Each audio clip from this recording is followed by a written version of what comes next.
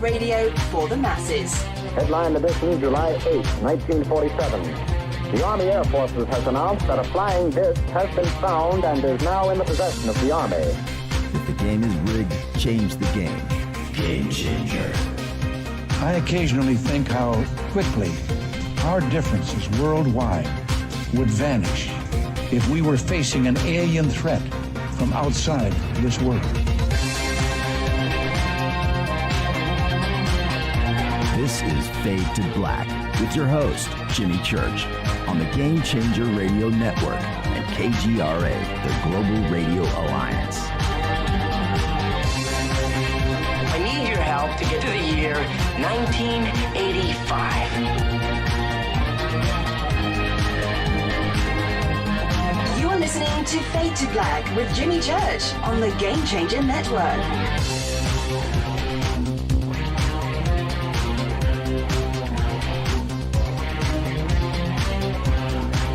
Good evening. Fade to Black. Bespoke Radio for the masses. Yeah, man. How you doing? How you doing? Today's Monday, April 19th, 2021.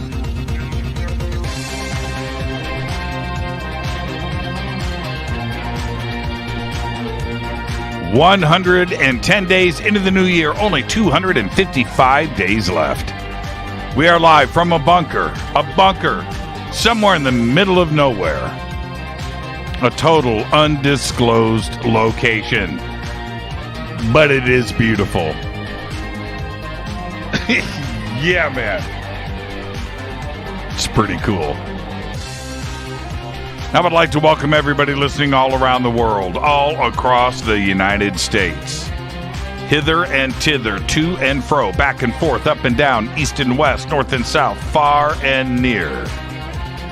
This is Fade to Black for KJCR, the Game Changer Network, and KGRA, the planets. I am your host, Jimmy Church. What is cracking, everybody? How you doing? How you doing? All right. Fired up. Got a great week coming up. Starts with tonight. John Greenewald of the Black Vault joins us. We're going to be talking about his recent amazing interview with former CIA Director James Woolsey. We're going to be talking about those U.S. Navy videos. We're going to be talking about that, those images too, and all the work that John is out there doing daily with the Pentagon and trying to get to the bottom of everything, the truth. Okay, so that is tonight. Tomorrow night, right here, Erin Montgomery. Erin Montgomery is here for the first time. A life of contact, not only with her and her family. We're going to go through all of that tomorrow night with Erin. Very excited about that show tomorrow night. And then Wednesday night, Dr. Stephen Greer is with us. And then on Thursday, it is another Fader night with open lines all night long.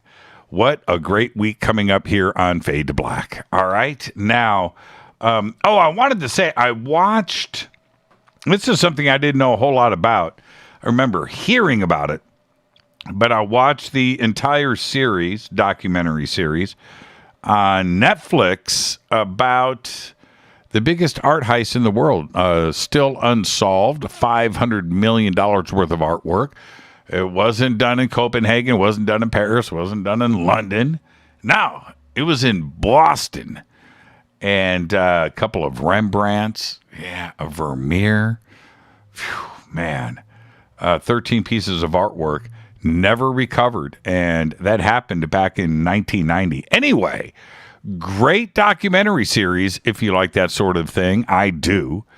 And so check it out. I think it's called the Great Robbery, the biggest robbery, the great heist, the biggest art heist. Anyway, it's on Netflix. You'll see it. It's trending. It's new. It's a new release. Go and check it out. Somebody here will post on Twitter the actual name of it, but it's really cool.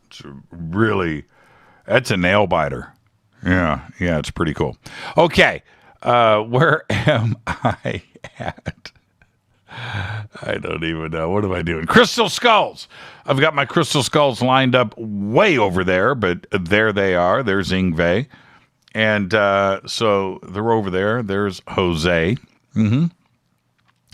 Sitting right over there. And if you want your next crystal skull, your first crystal skull, go to Carolyn Ford. Carolyn Ford's website is EinsteinTheCrystalSkull.com. Use the promo code Jimmy. That's it. Jimmy, Jimmy, 10% off of your order today. Go and get your next crystal skull from Carolyn Ford. When you do, tell her I said hi. All right? Use that promo code Jimmy. I'm going to be at the UFO MegaCons coming up June 6th through the 12th in Laughlin, Nevada. I want you to come hang out with us because it's all in person. It's real. It's live. That's right. Real human beings. And it's happening this June 2021. All right. And head over to jimmychurchradio.com. There is a link. It's right there. You'll see it. Scroll down. It says UFO MegaCon. You can't miss it. Click on that. Go and get your tickets. We will see you in Laughlin, Nevada for a full week. Full week. Got the schedule up. You can look at all of the presenters. That is a great lineup. And, later on this week, oh, man. Should I? Yeah.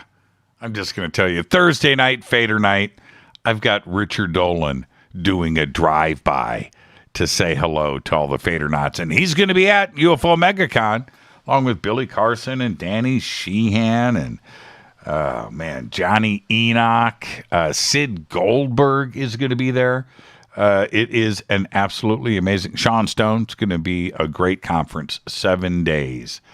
All right. Yeah, we got a couple of film premieres going on that week, too, as well. All right, at the conference.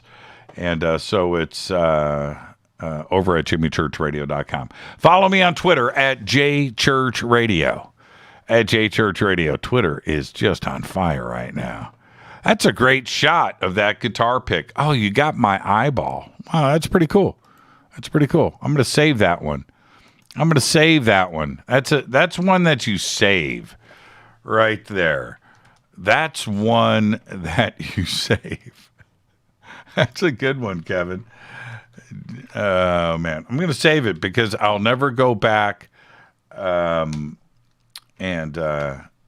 check it out again. It gets lost in the Twitter feed. Follow me on Twitter at JChurchRadio. Hashtag F2B is the sandbox.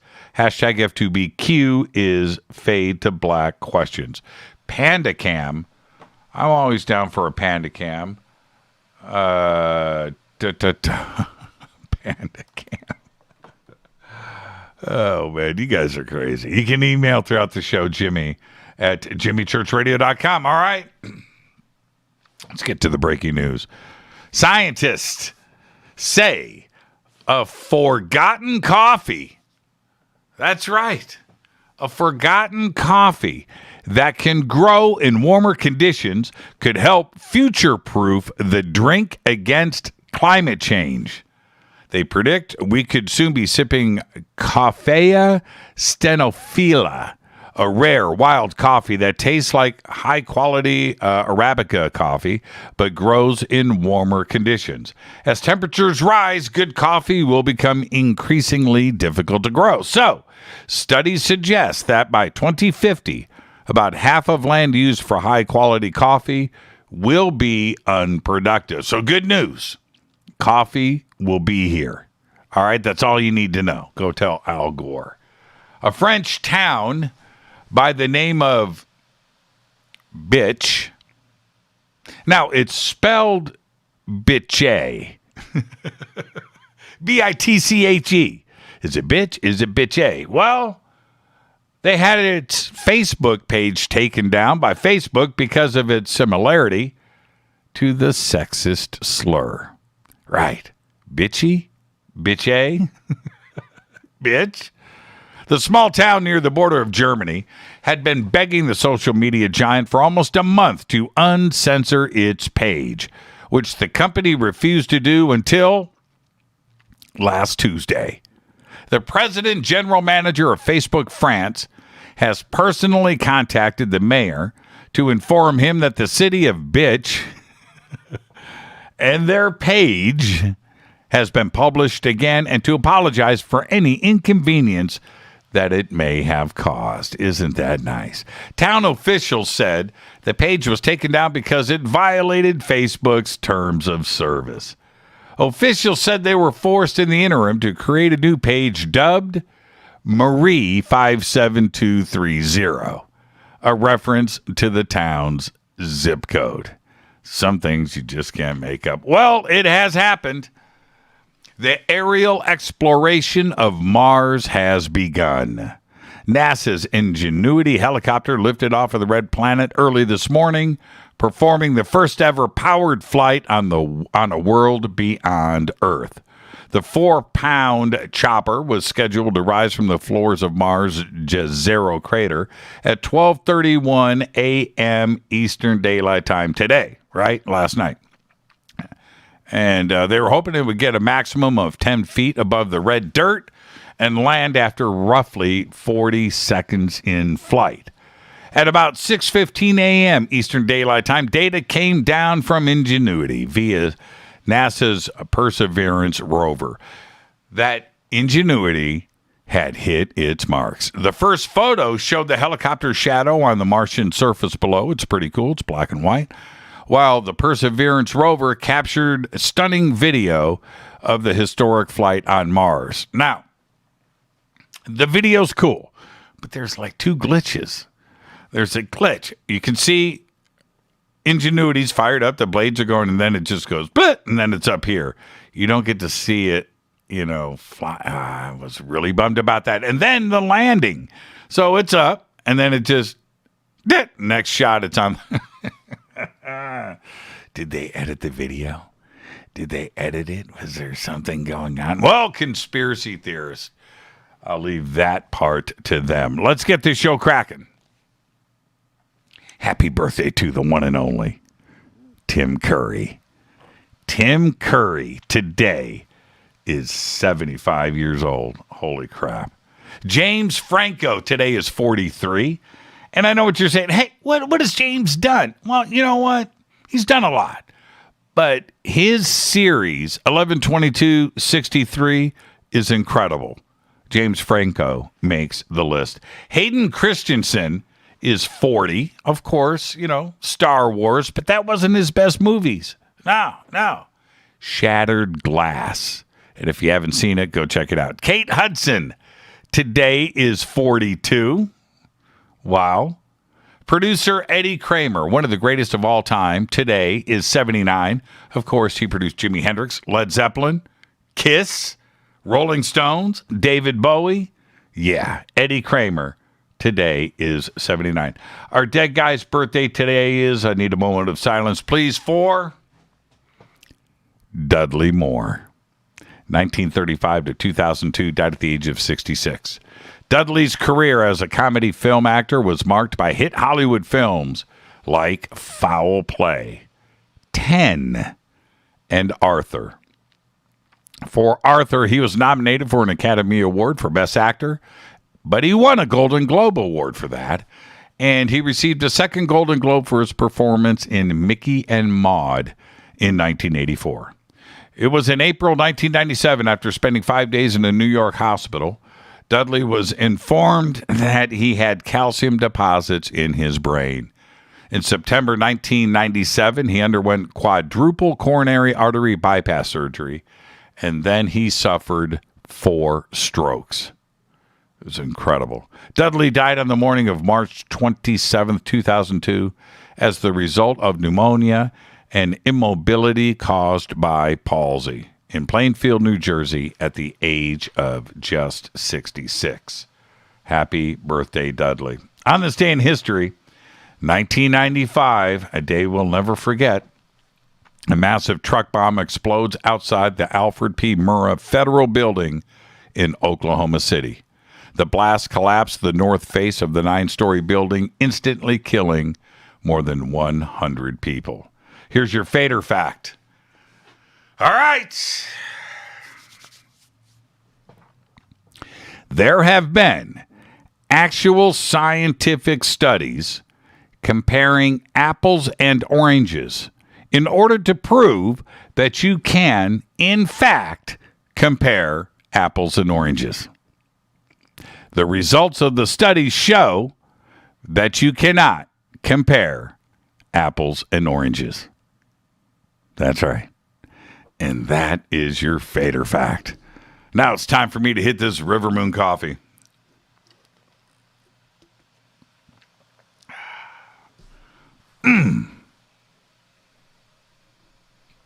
Just incredible. Coffee. One more time.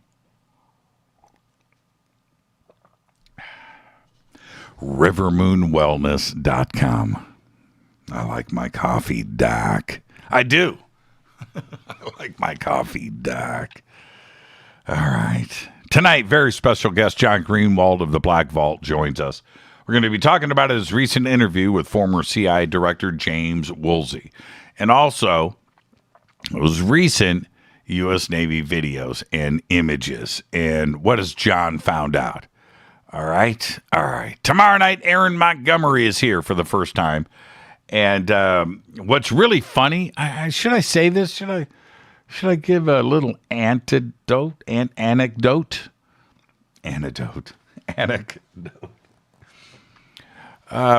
Last month, I was out in Los Angeles with a group of friends, Yvonne Smith and Terry Lovelace and a few other friends, right? Well, at the table was Erin Montgomery. Yeah, she was right there. And I think I was introduced to her, but I didn't get a chance to talk to her. And she reminded me last week, she goes, Jimmy, we met. With her. I was like, oh, that's right. That's right. And I didn't get a chance to talk to her. How great is that she is now on the show with us? And now we do get to have a conversation tomorrow night for the first time. It was really funny how her appearance on the show tomorrow and how that was set up was not related to that. And she reminded me, it's so cool. So tomorrow night we'll have a laugh about that. But that's tomorrow night, Erin Montgomery. Wednesday night, Dr. Stephen Greer is here. As most of you know, he did a recent live stream and talked about a few things that are very important. One of those is the Weapons in Space Treaty. We're going to be talking about that on Wednesday night. We're going to talk about his new film project on Wednesday night. We're going to talk about the UAP Task Force report on Wednesday night. Lots to cover with Dr. Greer. That's all going down Wednesday. Thursday, of course, is another Fader night with open lines all night long. Tonight, John Greenewald, he'll be with us at the bottom of the hour. All right. Now I really need this coffee tonight because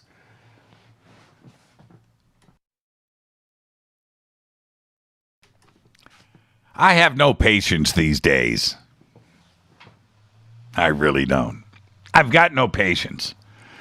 And reading through social media and the comments out there about these videos by the Pentagon, I've just got no patience. And I can't hold back anymore. I've just got zero patience. I'm getting old. I'm getting cranky. And I warned everybody over the years, the day's going to come, or I'm just going to snap. I'm just going to change. I'm going to go from being young, hip, and cool to the old cranky dude. That's it. Now I can't hold. Get off my lawn, right? I can't help myself. And I found myself responding in a way that I never do in social media with a few of these people out there, and I don't know who they are, you know. And I'm lashing out, and I'm sure they're like, "Man, whoa, church, where's this coming from?" I've just got zero patience. I've got zero patience. And here's the deal. I now read these comments that say things like, the Pentagon admits they have videoed UFOs, right? And that's what people are posting. And then they'll post a link to some media outlet out there that's reporting on this. And this whole thing has been blown way out of proportion, completely out of whack, completely. Now, I understand everybody's hopes and dreams that now the Pentagon is our friend, the U.S. Navy is our friend, disclosure coming out of Washington, D.C., they're buddying up with us, and we should all be overjoyed. All right, I get that. And if that's where you're coming from, I appreciate that too. I really do. Okay? But my response to all of this, I've been posting an excellent article by Tyler Rogaway of The War Zone. And the article is amazing. And it's about the recent drone activity around the U.S. Navy. And my comments were, some say UFO. Okay, I say drones. All right, that's fine. And my comments were tomato. Okay, right? Well, you be the judge. It doesn't matter to me what you think you see. It doesn't matter, right? Or what you think things are. That doesn't matter to me either. People are going to see what they see, and they're going to draw their own conclusions. That's the way of the world. It's the way it is. I talk about it all the time. You got a car accident happens, you've got 10 witnesses, you got 10 different stories. All right? That's just the way it is. The car was red. No, the car was blue. I thought it was yellow. What? Right? What do you do? Well, if people are going to see what they're going to see. They're going to remember. They're going to do that, and they draw their own conclusion. That's just the way of the world. I get that. All right? I get that. But there are flashing aircraft lights on this object. That right there is case closed. That's it. But nobody wants to see that. No, you know what? Most aren't even looking at the video. They don't even see the flashing lights. They don't even realize that it's an aircraft. They don't. They see the headline, flying pyramids. They see ABC, NBC, CBS, Fox, whatever. News organizations around the world from the United Kingdom and Australia. And they're posting this and they see the headline. And they just assume that that's what it is. That the Navy has admitted to filming UFOs. UFOs. I've got no patience for that. The reality of the situation is different. Now, there is also an excellent video out there by Tony West. Now, it doesn't matter what your opinion is of Tony. I don't care. Just watch the video. Go and watch the video. Read Tyler's article. Right? Gather the evidence that is out there. That is all. That's all that I'm asking. It's not a big deal. And I would think that everyone right now would be interested in everything that is available right now. There's a lot of stuff. There's a lot of opinions on both sides. Go and read it. But this is the deal. For me, the bigger question for all of us to think about is this. Why is the Pentagon messing with everybody's head? They know it's not UFOs or anything from out there. They know, the Pentagon knows this. And they also know that the media is hyping this up because of Jeremy Corbell's headlines. But the Pentagon doesn't care. They're not coming back. They're not responding. They're not replying. They're not updating. They're not doing anything. They don't care. And you have to ask yourself, why? Why? I just don't get it. I would have thought that right now, if the Pentagon is our friend and they really want to do the right thing, they would see the headlines out there and they would respond back. We never said it was UFOs. We never said it was aliens. We never said it was UAPs. We never said anything. We just said we shot a video. The video is real. Okay, but it's not anything not of this earth. It's a drone. It may be ours. It may be Russia's. It may be Israel's. It might be North Korea's. All right? But it's just a drone. It's got aircraft flashing lights on it, people. All right. Now, does the Pentagon want to keep the flames burning with this because of the UAP task force and the report that's coming up, and they got to keep the Senate on their toes, and there's budgetary concerns and money that is about to change hands? Yeah, okay, I can see that. But they also know that people are freaking out right now on this planet, thinking that there are flying pyramids over our Navy off the coast of Southern California. That's the part where I'm just confused. And the Navy seems to be okay with it. You have to ask why. That's a strange way to handle disclosure, don't you think? So I'm going to stick to my guns. My eyes are never wrong. Never. We will see. Tonight's guest is John Greenewald of the Black Vault. Now, he just recently, and it's a great get, he just recently interviewed former CI Director James Woolsey. And we're going to go through all of that tonight. And John's opinion, it's an excellent interview. You can go over to the Black Vault and check out the links to that and go watch the interview for yourself. It's amazing, and listen to it.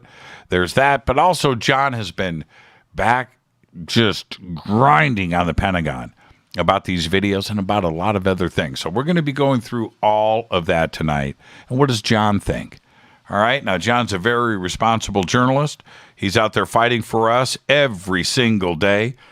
But he's also got opinions. And I'm going to get to all of those tonight with John Greenewald of the Black Vault. I want to remind everybody, tomorrow night, Aaron Montgomery is here for the first time. And then Wednesday night, Dr. Stephen Greer. Thursday's another Fader night with open lines all night long. I am your host, Jimmy Church. This is Fade to Black on the Game Changer Network and KGRA, The Planet. You can follow me on Twitter at JChurchRadio. That's simple. Hashtag F2B is the sandbox. Hello to everybody over on YouTube, Facebook, the Bunker Cam, Spreaker, chat rooms over at KGRA, and of course, the sandbox.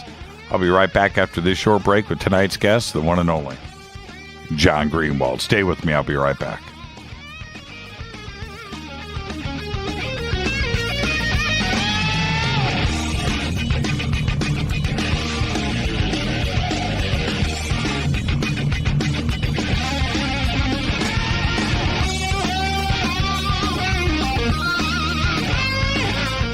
This is Nicole Church, daughter of you-know-who, and you're listening to Fade to Black on JimmyChurchRadio.com and the Game Changer Network. You're listening to Jimmy Church, Fade to Black. Fade to Black will now pause for alien identification. The station that talks the net. KGRA Radio.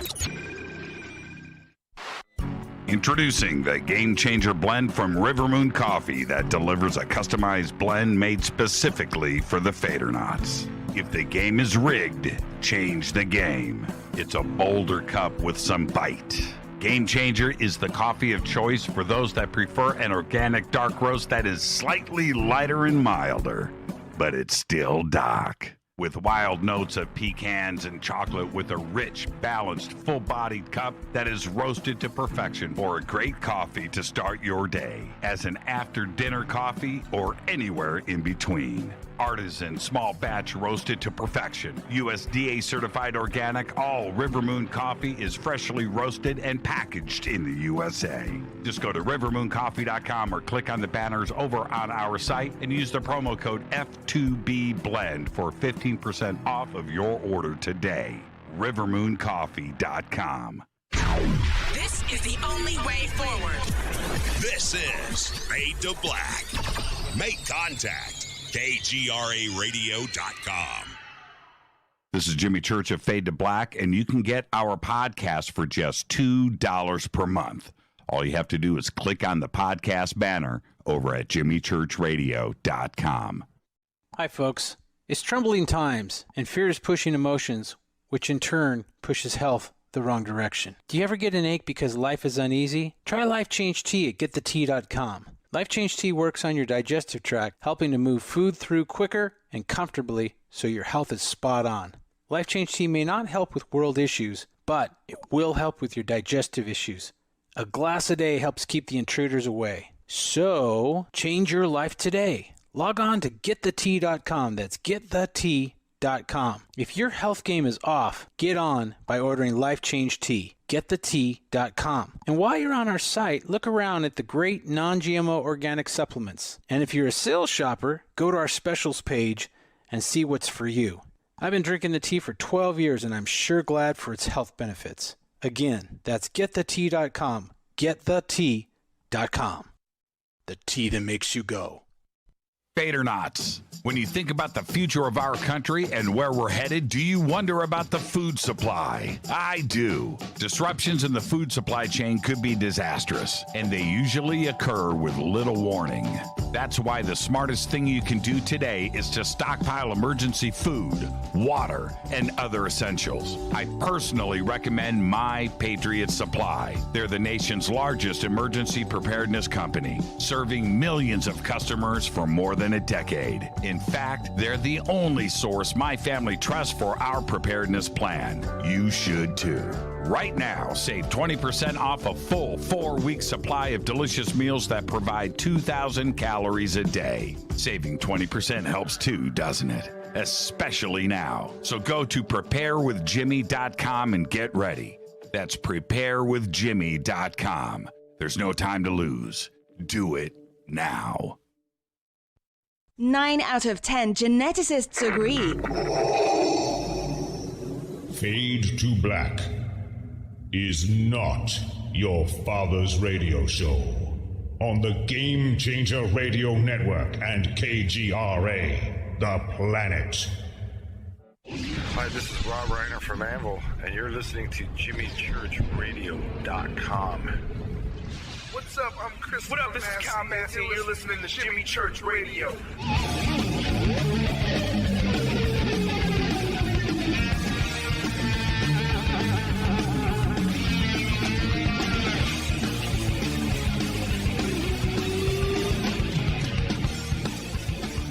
All right, welcome back. Fade to Black. I am your host, Jimmy Church. Tonight, John Greenewald. We're going to be discussing his recent interview with former CIA Director James Woolsey and John's recent confirmation from the Pentagon about the latest U.S. Navy video and images and all of the other late-breaking UFO news from around the world. And I do this every time, but I've just got to. Needs to be recognized. John began researching the secret inner workings of the U.S. government in 1996 at the age of 15. Targeting such groups as the CIA, the FBI, the Pentagon, the Air Force, the Army, Navy, NSA, and the DIA, and countless others. That's right, they have John on speed dial. That archive is called the Black Vault. His teenage project turned into the largest private online collection anywhere in the world with millions of pages of material. I just read, John, okay, his books, Beyond UFO Secrecy, 2002's latest, Inside the Black Vault. I want to get straight to this. John, welcome back to the show. How you doing? I'm good, Jimmy. How are you? Man, it's always great to hear your voice. But you as well. I want to jump back a couple of weeks. You posted, look, I'm going to paraphrase here. I don't have the numbers exact, but you said something like, I just uploaded 150,000 new pages, right? I was just like, man, I mean, I just don't know how you get it done. And I read that. I had to rub my eyes. Am I reading this correctly? The numbers just keep going up with your pages of material and by large amounts. It is. Yeah, it's getting insane. And here, I haven't even mentioned this yet, but in the coming weeks, maybe even more so months, there is just shy of 500,000 additional pages that are going to go online. So another researcher of mine who I've credited, his name is Corey Newman, we kind of met up, and he has done an amazing job archiving Air Force history, but he had nowhere to put it. And so I said, I will gladly give it a home. We've teamed up. He's been digitizing. I've been kind of scanning it and doing what's called an OCR process.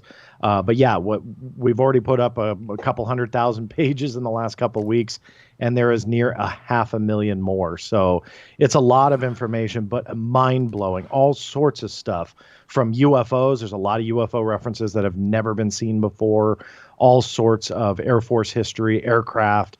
Anybody who's interested in that, it is just a field day. So yeah, it's quite busy over here. Yeah, it's not and clarify for everybody. Sure. It's not just scanning and putting up a page. You have to index it. You have to reference it. You're doing search words, right? You've got to do all of that too as well. You're just not slapping up, PDFs. No, yeah, that conversion process takes quite a while, more so just CPU time. It takes a lot to process them. So the way that Corey has them and the way the government gives them out a lot of times is they don't do that, which is a fairly basic process, mostly just taxing on a computer.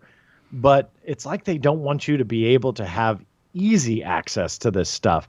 I went through it with the JFK assassination records, and so what I did was did that conversion before they went online, and it's been copied a couple times since then. But at the time when it was dumped, no one could search the material, and so the Black Vault was able to convert it into its own search engine, and it would just search the JFK assassination stuff.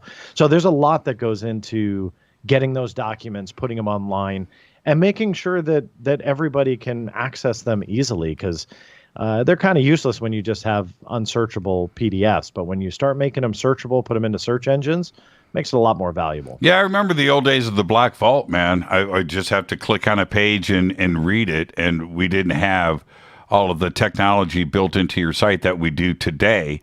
Yeah. But there's something about that, though. There's a certain amount of retention that you gain from not having all the automation built in.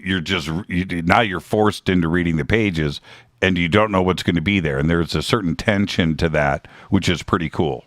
Yeah, and I remember back in the day, I couldn't afford a scanner. As you pointed out, I was 15 when I started, and I used to type them in by hand. And I remember I was quite a few hundred pages in, and I thought that was a lot of material. But typing it in by hand, man, that was brutal. And I got a flatbed scanner donated to me from somebody who had seen the site, and then I started scanning. And PDFs actually weren't popular. I mean, now I'm feeling really old, but PDFs, they were around, but they just weren't popular in 1996.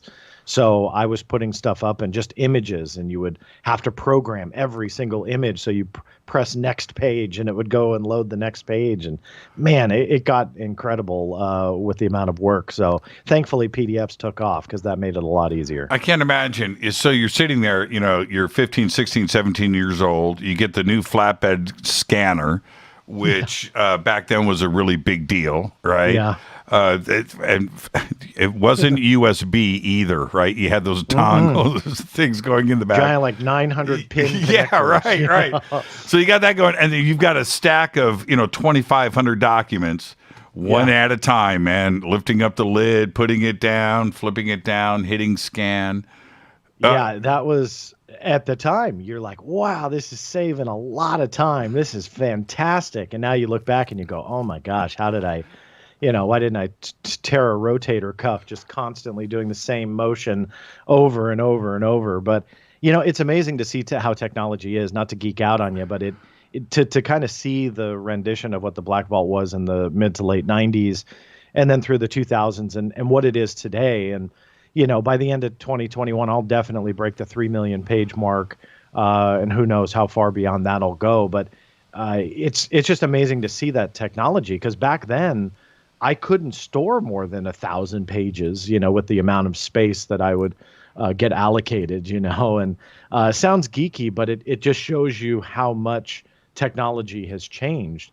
And now there are thumb drives where I can literally put 500,000 pages on a thumb drive, right. That I can carry in my pocket.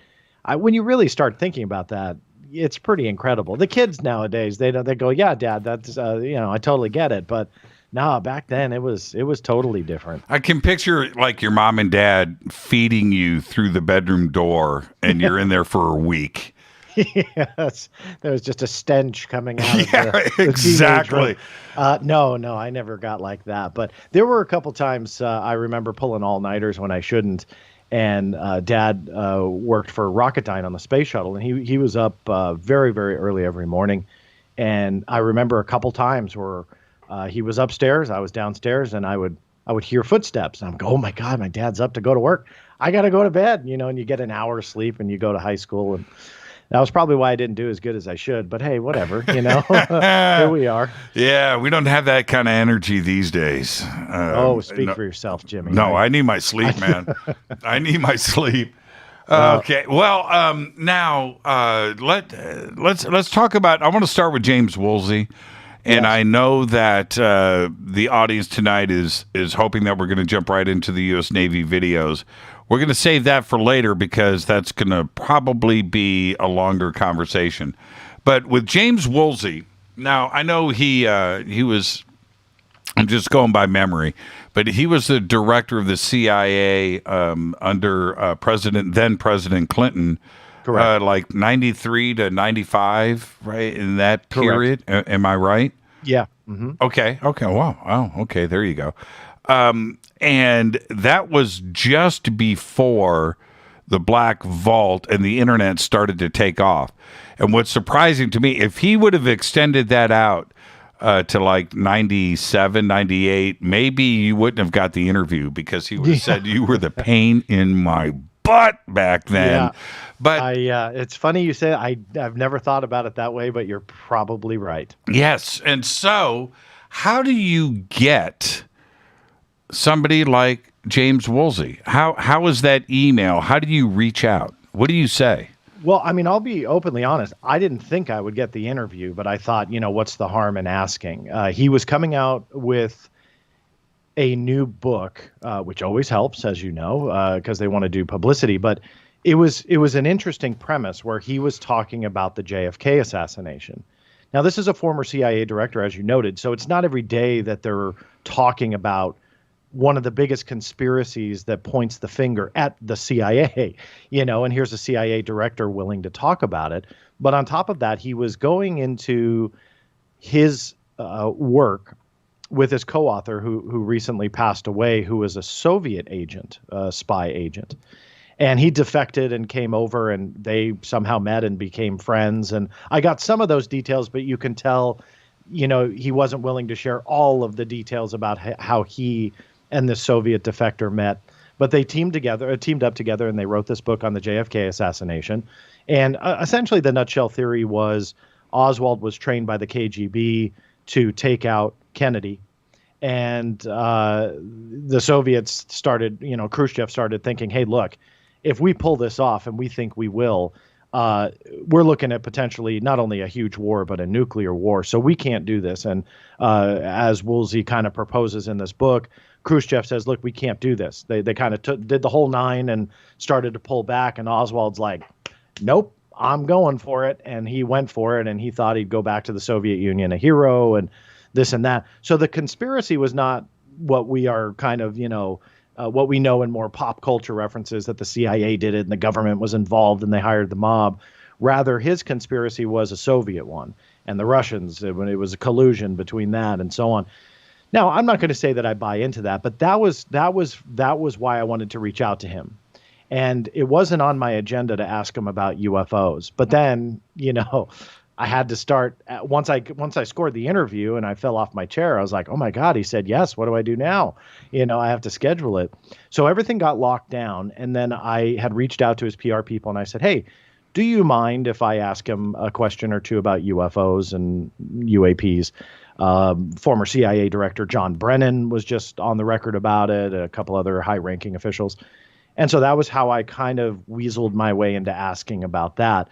And so the PR person essentially said, yeah, you go ahead, but most of what he knows is classified, so he won't probably say much about it. Well, that was after waiting. That was through email. So I thought, oh my gosh, did he talk to Woolsey? And he said, well, can't talk about that because it's classified. Because that in itself would have been a fantastic answer. God, man. So fast forward to the interview, and before I triple checked with Ambassador Woolsey directly. I don't do gotcha interviews. I don't do any type of shock journalism, so to speak, where I try and put somebody on the spot. I cleared it with him again, and I said, I want to make sure that you're aware of that. Are you okay? And he laughed, and he goes, yeah, what, like, sure, kid, whatever you want to ask, and kind of laughed it off. And I did not expect the interview to take the turn that it did. Honestly, I had no idea what he was going to say, but I had no idea that it was going to take that turn. Now, we're going to get into that in just a bit. And before we do, let's talk about what a CIA director probably knows and doesn't know. And do you think, I want your opinion first, and then let's get to the facts. Do you think that whatever the CIA director knows, because of the position of the head of an agency, is that independent of what is shared with the president? And the reason why I ask is because what the CIA knows would take a president's entire 4-year term to go through and never get anything done. I mean, it's just too much information. So do you think that the only way that stuff is shared between the director of the CIA about these other issues is if they are asked, right? They're not necessarily, I can't imagine that they're just voluntarily giving up information. You have to pry it out of them. You're talking about the CIA director Yes. once he goes in? Yeah. Yes. I mean, if I understand your question correctly, I think when a CIA director goes in, I don't even think a director is in the know of everything that has gone on with the agency. I think as a sitting director, you would probably have to pry on a lot of these issues. I'm sure a lot of operations, either black ops or otherwise, are underway. They're staffed by the appropriate people that needs to, run those particular programs. And to be honest with you, the leaders of these agencies, I believe, are highly kept in the dark. The top being kept in the dark, I would say, would be the sitting U.S. president. I think the one that knows the least is the highest and most powerful in the land. I believe that when it comes to secrecy, those that are in the spotlight are kept in the dark. And the reason is because they will mess up. It's very easy to do an oops. You've got all this classified information in your head, and if you're getting asked question after question, it's probably hard for them to keep all of that straight. So in my opinion, keep it from them. They don't need to know. The president definitely doesn't need to know all of that stuff. But then when you get to a CIA director, I would say out of all of them, I would say they probably have a little bit more access. But again, you probably would keep those types of leaders in the dark. A lot of times they will rotate, every couple years. As you pointed out, Woolsey was through President Clinton years, only served 2 years. He's not an elected official, but rather an appointed one. But still, those smaller time frames, you shouldn't be read into all of that stuff, because then you go in for a year or two and then you're going to come out with this massive amount of classified information in your head. I don't see it from a secrecy standpoint. You wouldn't do that, because they go off and write books and do radio interviews and do television interviews and so on and so forth. And people like John Greenewald bug the bejeebers out of them until they say yes to do a Zoom interview. Right. And then boom, there's UFO questions. So there's too many opportunities for error there. And so that's why I think a lot of those types of people, either appointed or elected, are absolutely kept in the dark. The question that I asked Woolsey, though, is, okay, they're kept in the dark, but what if they start asking? What if they really start pushing? What if they start snooping around? And I asked Woolsey, I kind of made it fun, and he dodged it. I pretty much said, okay, look, Ambassador, I have to ask you, you have the keys to the basement, so to speak. You are the guy. You're working late at night. Lights go off. A lot of people go home. Do you start going around? Do you go to the CIA's vault? Do you start kind of sifting through what they've got in those locked chambers that FOIA may not be able to touch? And he kind of laughed it off and then just dodged it. Just didn't really give me a yay or nay. Like, do you get to search around and look for those secrets? So I didn't get my question answered, at least not the way that I wanted. But he laughed about the question. So I guess maybe there's some truth to that was his hint of saying, yeah, or as a director, we could do whatever we want. But he just didn't admit as such. Well, the point is such a basic one, but you go in as director, you're going to be there for 6 months, a year, 2 years, 3 years. The people underneath you have been running these programs as their career. Yeah. They've been there 15, 20 years, 30 years, and they're going to be there after you leave. The programs continue. They were there before you got there. They're going to be there after you leave. And they know that. Yeah. Right? Not only, I doubt they bring him into his new office. Here you go. Right? Here it is, James. This is the UFO files, right? Yeah. These are the JFK files.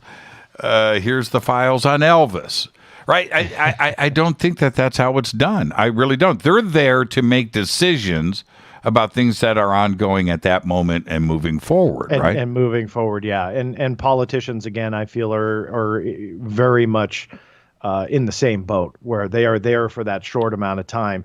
It's the people that are running in the shadows for years and sometimes decades. Those are the guys and gals that you never hear from, or very rarely. They're not doing the interviews. They're not on 60 Minutes, and very rarely write books. And those are the ones that I think are really in the know in their niche. They call it compartmentalization. So in their particular compartment, they are top secret cleared for this. That's what they do. They run it for years or decades, and potentially directors don't even know that they're doing it, and that makes a lot of sense to me in a classified world on why you would do that. How did you choose to approach the UFO subject? Did you lead the conversation in that direction, or did you just go for it? To my surprise, after Woolsey had kind of laughed in the beginning before we got rolling, the way I envisioned was I was just going to do a question or two at the end, and that was it. When you're with a former CIA director, you don't want to push it. You don't want to upset the man. He's not under a spotlight in an interrogation room. We're doing an interview, so I didn't want to push it. So that was my vision. That was what I thought. And about a half hour in, halfway through, he shifted to the UFO thing himself. And he started making references to unknown and flying aircraft and stuff like that. And I kind of was scratching my head going, wait a minute, did we just transition? Like, I'm not sure what happened. So I was trying to be respectful to that, meaning I just didn't want to start grilling him about UFOs, because I didn't also want him to think I was misleading with the interview. Like, yeah, we'll talk about your book the whole time. And then that's like 3% of the interview, and I just start bombarding with, UFO questions. But he went there himself, and it was like he really wanted to talk about it. That was the impression I got, so we stuck with it. And we started talking about UFOs, and so he took the lead. I didn't transition at all. I had to transition myself, because I was in the mindset of Cold War, Soviet Union, Khrushchev, Kennedy, Oswald. And, there's a lot of facts to keep straight, and I'm not the most polished on JFK assassination. So I'm trying to keep up with the former CIA director that just wrote a book on it. So my mind was there. He goes to UFOs, and I go, all right, let's play ball. And so we shifted topics. And so, yeah, I had it one way in my head, and Ambassador Woolsey took it a whole way entirely. So we've got about 4 minutes to the break. What was the first subject that you guys jumped into when it came to UFOs? Well, when he had started talking about it, what I thought was very skeptical, in the sense that most things have explanations and can be explained. And so in my head, when I started shifting gears, as again, more of the interviewer going, okay, I get out of the JFK assassination. What is he going to say? He was more skeptical. And I thought to myself, okay, here we go. This ain't going to last long, because he's just going to kind of destroy the whole thing and just say, well, it's all rumor. And he talked a lot about Soviet disinformation, not only with the JFK assassination, but also like UFO related. He didn't say MJ-12, but if you listen to his words, he kind of was leaning towards this secret group that did all this stuff. So he's going down the disinformation route, and he's really kind of playing that angle. And I thought that was it. And then he goes into a story about his friend that was a pilot, where he's flying at 40,000 feet. And he's obviously talking about a UFO encounter. And he said that the plane stopped, paused was his wording. And he kind of put his hand in the air like the plane stopped. And I'm, my mouth is going to the ground at that point. I'm like, wait a minute. Is he using an analogy? Because the way, and I'm paraphrasing, but the way he said the story was, so my friend tells me this, and what is that? Should we look into it? And, we should investigate it. So I'm thinking, okay, did I just space out, and did he give me an analogy? Like, if my friend were to tell me that, that's something you'd want to look into. Because it was so wild to hear my plane paused, And so I asked him, I said, can you just clarify? Are you giving me an actual story, or are you saying if that were to happen? And he clarified that is what his friend said, and had this encounter that made his plane stop working like a normal aircraft, was how he said it. And that was mind-blowing to me. That's when the UFO part shifted to something I was not expecting at all. The flavor of things with Woolsey, was he? You always get the dance, right? Was he a believer in the subject, or is he doing like what Harry? We need to investigate this. We don't know what's going on. What was your take on that? I don't feel he had a take. Was my take. I don't feel like he was one way or the other, but I felt he was open to it.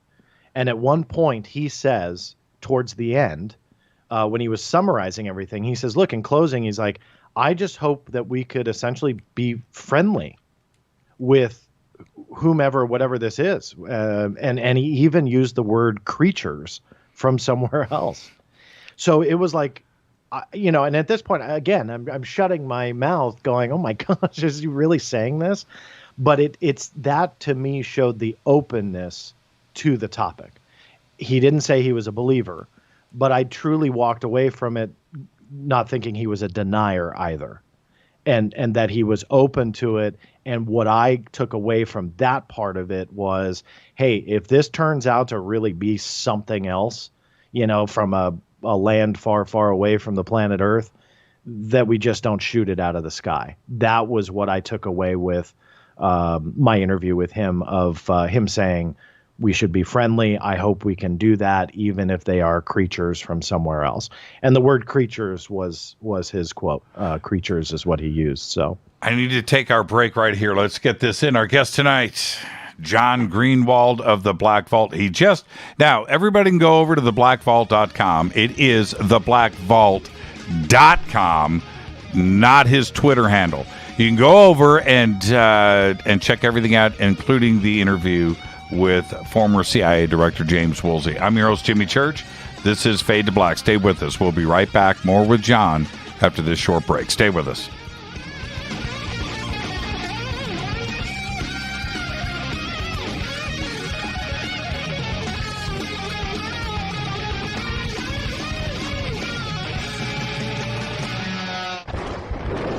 This is Fade to Black with Jimmy Church on the Game Changer Radio Network and KGRA, the Global Radio Alliance. This is KGRA Digital Broadcasting Station, Salt Lake City, Utah, Van Buren, Arkansas. This is Billy Carson with ForbiddenKnowledge.tv. Forbidden Knowledge TV has just reached its 1-year anniversary. That's right, 1 year. And as a show of appreciation, we are giving all new subscribers a free 30-day trial of ForbiddenKnowledge.tv. That's 30 days to binge watch thousands of movies, documentaries, conferences, workshops, lectures, yoga classes, meditation courses, and so much more. So log on to forbiddenknowledge.tv from your computer or mobile device, or get the Forbidden Knowledge TV app on Apple TV, Roku, Amazon, iTunes, or Google Play today, and use coupon code 30daysfree. That's coupon code 30 days free on forbiddenknowledge.tv today.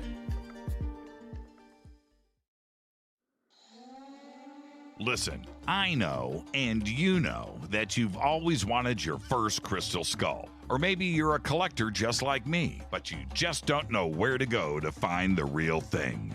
Then I met Carolyn Ford over at EinsteinTheCrystalSkull.com. Carolyn is the guardian of Einstein, one of the most respected ancient crystal skulls in the world. All of her unique skulls have been imprinted sitting with Einstein in his sacred lodge and are carved from the finest gemstone and materials. Imprinting is the process of receiving the ancient wisdom from the master skull or master computer. Einstein, the ancient crystal skull. To see Carolyn's current collection of crystal skulls, just visit her store at EinsteinTheCrystalSkull.com or click on the banner over on our site. Don't forget to use the promo code Jimmy at checkout to receive 10% off of your order today. That's promo code Jimmy. Finding your first or next crystal skull is easy. Just visit EinsteinTheCrystalSkull.com. When you take the beans from Central America with dashes of Indonesian and African mixed in and then roast it to the dark side of fade to black, you create the ultimate brew of fringe. Introducing the Fade to Black blend from Rivermoon Coffee. Yes, Rivermoon's darkest customized roast was created for the love of Fade to Black.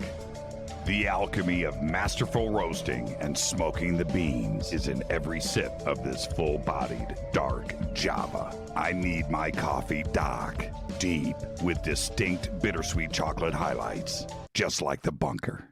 Leaning further into the darkness of the roast is Fade to Black blend from Rivermoon Coffee. Just click on the banner at jimmychurchradio.com and use the promo code F2BBLEND for 15% off of your order today. Hello, I'm Katie, and you're listening to my main man, Jimmy Church, on jimmychurchradio.com.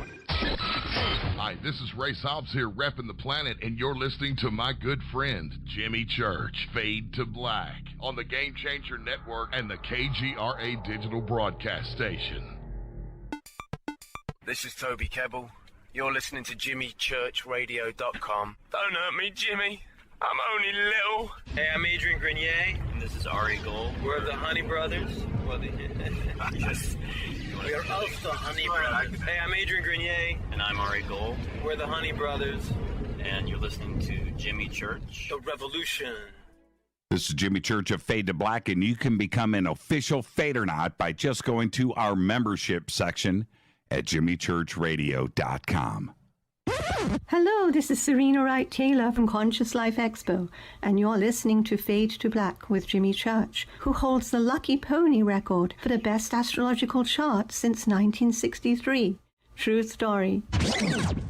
This is Micah Hanks of the Gralien Report, and you're listening to Jimmy Church on Fade to Black, across the globe on the Game Changer Radio Network and the one and only KGRA Radio, The Planet.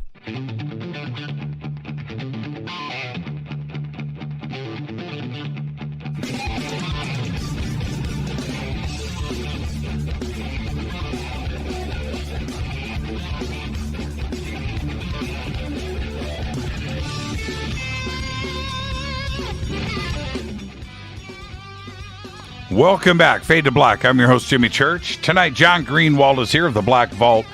And John has been very, very busy over the last month. And one of the things that he accomplished, I don't know how he did it, but he had an interview with former CIA Director James Woolsey. And I've just posted up in Twitter, so is John, links to the interview. And after the show tonight, I encourage everybody to go and check this out. Now, back to the interview. What did he have to say about the sudden friendship between Washington and the UFO community and disclosure and UFOs and the UAP task force? He really didn't go there. He stayed more in generalities, talking about the topic. He did make reference to the fact, and that was his segue into UFOs and UAPs. And somebody pointed this out on Twitter, and they're absolutely right. It was me asking about the JFK assassination, and it's like he wanted to answer on UFOs. And I don't know. I don't have an answer for that. I mean, we had a clear connection and everything. He may have just wanted to transition to that. He may have been excited to talk about it. I'm not sure. But he did make reference to this coming UFO UAP report in the sense that maybe we'll know more. So he did make reference to it, but didn't elaborate past that. His main point was his story about his friend, the pilot, which again was fascinating to me. But then more of the openness, of just being open to that topic. And I think that that's a really interesting aspect to what we keep seeing, not only with Ambassador Woolsey, but again, John Brennan's former CIA director, John Ratcliffe, former DNI director. So you look at these officials and how open they are. It reinforces a theory that I've had for quite some time, which is they don't know that is the national security threat that plays into all of this, that they're clueless. A lot of people hate me for that because they think the government knows everything. But I personally, I think that they are clueless. And to hear James Woolsey kind of add to that he didn't have answers, but just being, a human being, that he's curious about it. He's heard stories. He doesn't deny it, meaning he didn't just go, oh, that's all rubbish. Which I thought he was going to do with the Soviet and then later Russian disinformation that they just throw out there. That's what I thought his take was going to be. And he said that a lot of that is. And he recognizes that even with the JFK assassination, that's what the Soviets and the Russians do. They did it during the Cold War and did it thereafter. And I thought that that's what he was going to do with UFOs and UAPs as well, just dismiss it, but he didn't. So that openness is really intriguing to me from these higher ranking officials that aren't afraid to talk about it. And it's like they just don't deny it. And you would expect a former spook, if you want to call him that they're just going to deny the whole thing and go, that's ridiculous. But on the opposite end, they're not. They just seem a lot more open when you can get them on the record. It's not every day you can. But it just seems like there's a growing number that are open to all of this.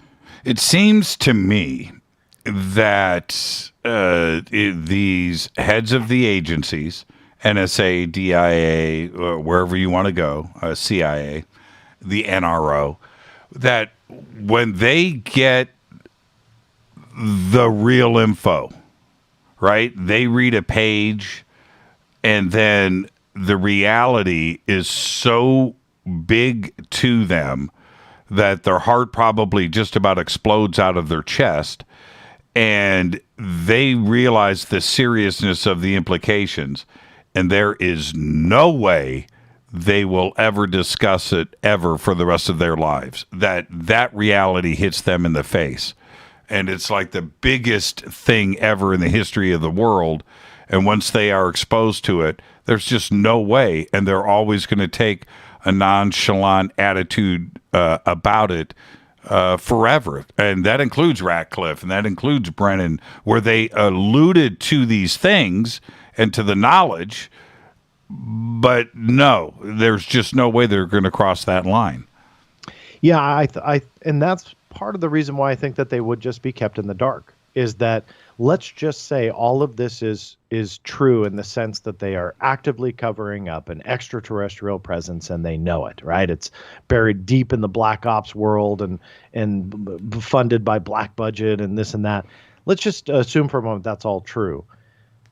That would be such a staggering revelation for anybody, whether it be an elected president, senator, congressman, or an appointed CIA director or whomever, that's where I feel that they just shield all of them away, and that you have to be the top of the top to start getting into that portion of the secrecy world where you run those programs.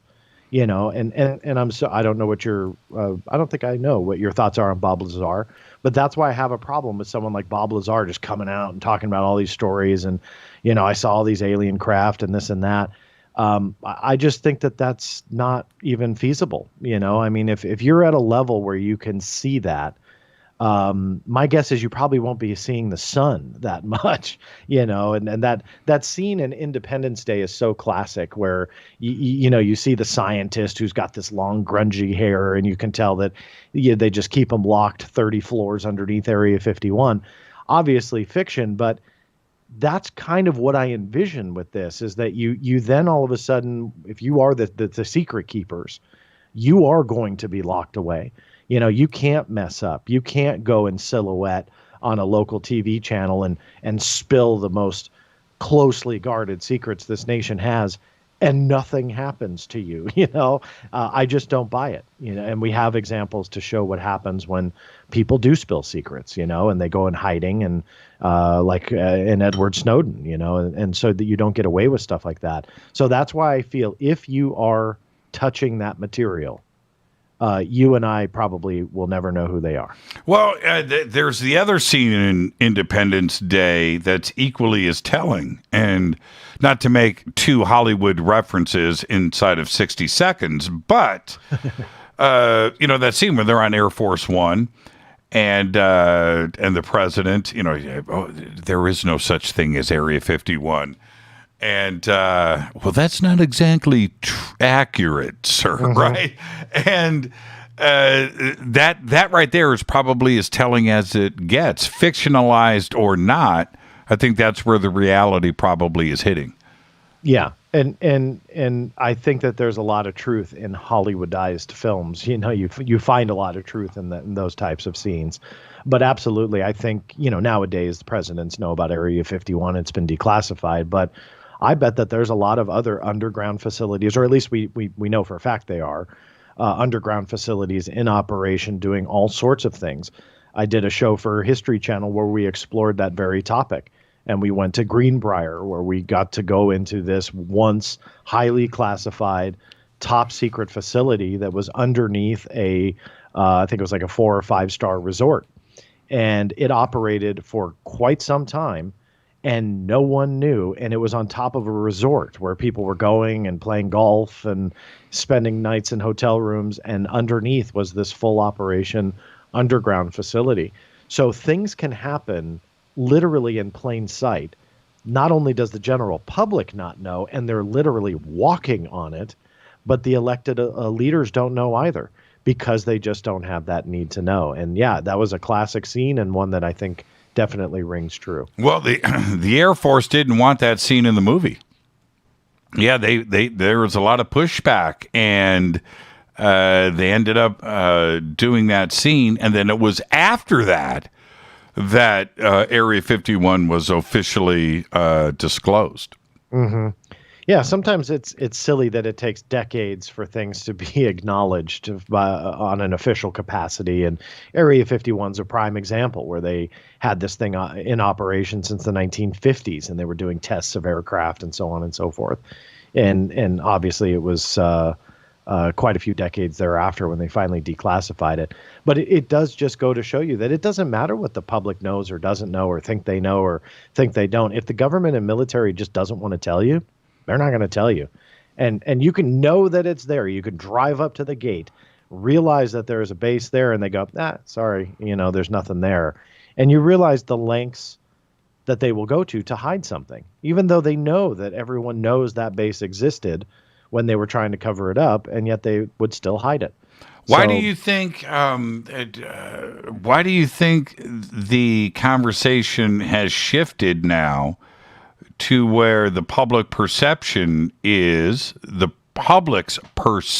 I want to be clear on that, is that the government is on the verge of disclosure, that this conversation now is happening. It's happening on Capitol Hill. It's happening with the Pentagon. It's happening with the United States Navy. Why now? Why are they misleading the public? in doing it this way? It's an interesting question, and I wrestle with it. On one hand, I don't know where this disclosure rumor is coming from, and it's largely fueled by mainstream media. But they think that Marco Rubio's committee is demanding that everything on UFOs and UAPs be disclosed in this public report, and there's a lot of people excited about it. And I won't lie, I'm excited too. I want to see what they're going to say. But there's only part of that that's true. They're not mandating that anything is declassified. In fact, if you read what Rubio wrote and what they're asking for, yes, it's a public report, but they're allowing for a classified annex. And I recently did a video on my YouTube channel where I dug up public reports created by the Director of National Intelligence, the DNI, same that's going to be heading the UAP Task Force report that we're all hoping for. And it wasn't UAP related, but rather I was showing what a public report looks like with a classified annex. And you see a little bit of information on the page, but then at the bottom of like every paragraph is additional information in the classified annex, and then you read something else, additional information in the classified annex. What I was trying to show was, let's be excited, but let's not blow this up to something that it's not. I do not believe they are going to go and declassify these closely guarded secrets should they be there, to begin with. I just don't see it. I think that we will see a heavily fluffed up version of what we already know. We already know about the Nimitz encounter. We already know about the Go Fast and Gimbal videos that are considered unidentified. They officially released them. And now these new ones, which I know we'll get to in the show, but just in the last week or two, where you've got additional photographs, you've got an alleged pyramid video, and all of that just leaks out. We're not really seeing any repercussions, at least not yet. It's not a big secret. I'm sure people can assume I'm going after to see if they're investigating this. So I'm less concerned at this point about what that video really is, because people are arguing about it. I'm pretty convinced it's explainable, but I'm sure we'll get into that. I'm more interested in the fact that if this came from a classified report, even though the material or the photograph itself is unclassified, you still need to have a review to let it out. And if that review did not take place, there is an investigation. I'll give you a prime example and proof of why I say that. The 3 videos that were leaked out by To the Stars Academy, the FLIR, Gimbal, and Go Fast, we know that they were unclassified from the get-go. I got that in writing from the Navy. They were unclassified from the moment they were captured on those cameras. At least that's what the Navy says. They were only supposed to be used for internal use only. And there was an investigation that was done about how it all happened and how it all went down. And the Air Force Office of Special Investigations did that investigation. And I think originally that was posted in Popular Mechanics, I believe, or Vice News. One of them, Tim McMillan, was the journalist who dug that report up. So credit to him for that AFOSI investigation. But my whole point is that when stuff leaks out, even at the unclassified level, it needs to have a review, and they do take it seriously. And when you look at that, we know for a fact they investigated those first 3 videos, and it's pretty clear as day that they had talked to Luis Elizondo about it. Nothing happened to him, but it was a mistake. That should have never happened. The Pentagon took the blame, which I'm also intrigued by, but that's another discussion. They said it was their fault, not Luis Elizondo or any of their employees that were outside, quote unquote, disseminating it. Rather, it was internal, and it was Dopser's fault and the Pentagon's fault. So they do these investigations. And yet it was so easy, to my surprise, within 48 hours to get the Pentagon to go on the record and go, yep, those are real, and the Navy took them. Now, real in the sense that they're genuine. But they would not commit to that they were unidentified. And that's the key that most people are missing. And it's like they hear that they're genuine, and it's, aha, they admitted that they're Pentagon pyramid UFOs and they have these videos. Well, again, we're making a part of the evidence. The only thing that they admitted to was that they were taken by Navy personnel, and they are being utilized by the UAP task force. So these things are investigated. They just are. I mean, that's what history shows us.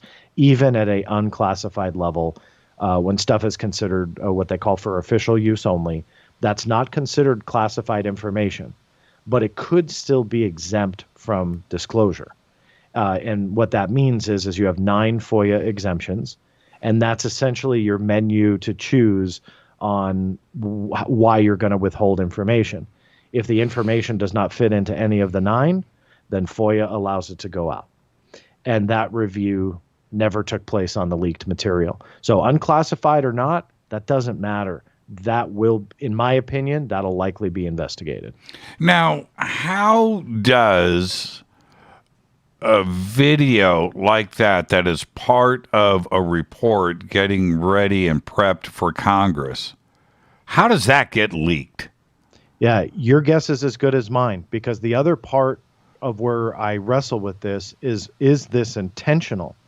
Right. And was this intentionally leaked out? I mean, my theory since December on this leaked, what they call the Batman photo, the Batman balloon photo. Right. That's kind of how everybody references it. So excuse the reference that way. But when I first saw that, we know Project Blue Book in the 1950s and 60s had a primer, a Rosetta Stone that they would reference of weather balloons, of aircraft, of things that were flying in the sky, astronomical objects, celestial objects, all things that they could reference to start saying, okay, this person recollected seeing X, Y, and Z. Oh, that maybe is the planet Venus, or whatever it might be, swamp gas.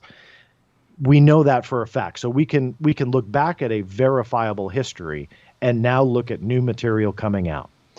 Is this truly unidentified to the United States government? And there are too many assumptions to say yes. To my surprise, those 3 videos, the Navy said are unidentified. So those don't fit into what I'm about to say. But we don't know about these photographs that are being utilized by the UAP task force. And where I'm going with this is it is quite possible that they're allowing this stuff to leak out, or just don't care, one of the two, because it's all stuff that they've identified, that maybe a pilot saw, they didn't know at the time it was a balloon, or maybe they thought, man, look at that balloon, it's all the way up here. Whatever it might be, we have no context whatsoever. And yet people are making up that context going, see, this is UFO stuff.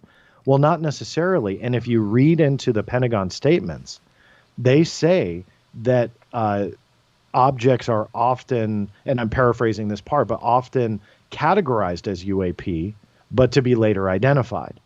But and they've made that reference quite a few times, that they investigate those things, even though they were originally thought to be UAP, but obviously later determined not to be.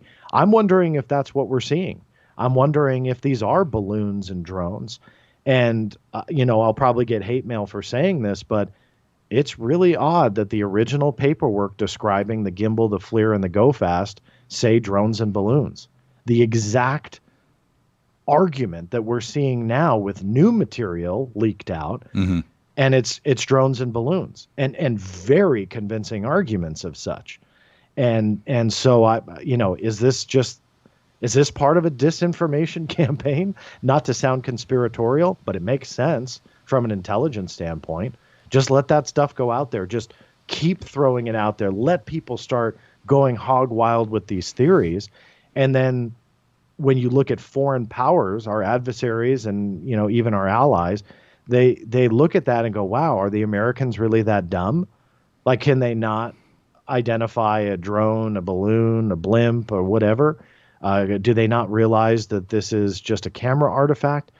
And so it creates such confusion.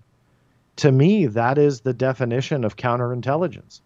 You want to make sure that you can't get infiltrated in the sense that they understand what you know. So you throw so much mud out there that no one knows what to think anymore. General public, foreign intelligence agencies, nothing. And here's where I'll really get hate mail. Counterintelligence officer ran ATIP. So When you start putting all of those pieces together, can you discount it? And I can't.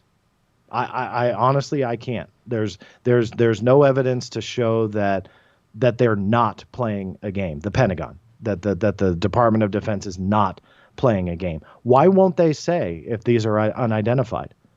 Is that in itself classified? I don't think it would be. It's just a designation.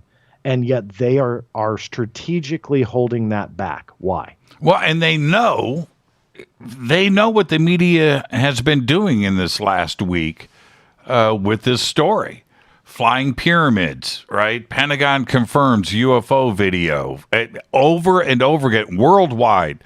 The biggest media outlets have covered this story with that headline, with that verbiage, freaking out the public.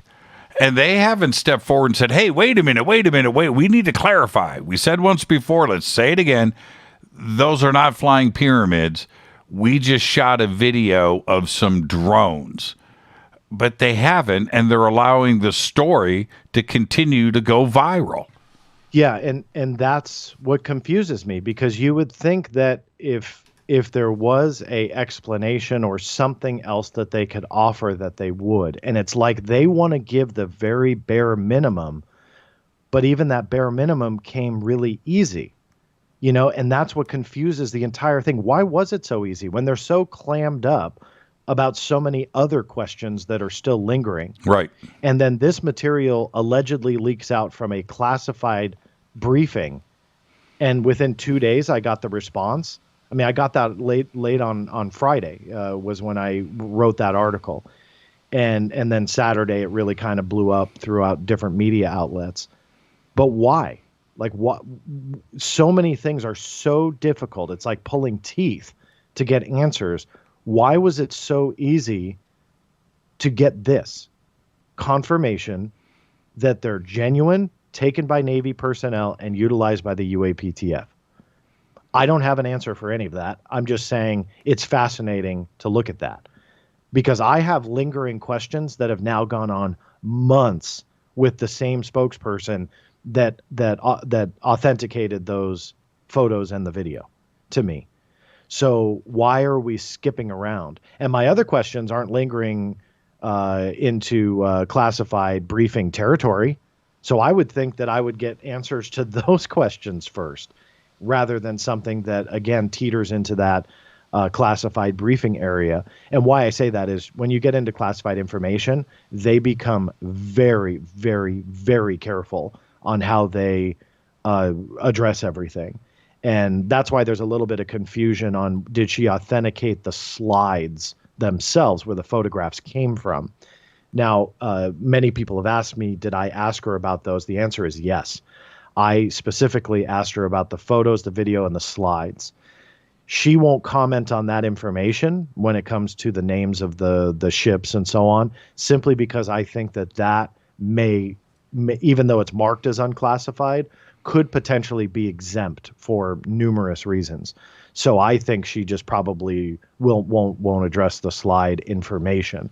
I know that gets a little technical and confusing, but the photograph doesn't tell you what ship shot the video, where they were, and so on. The information in the slides could potentially be damning to national security. So that's when they kind of clam up. So that's where I think the confusion is.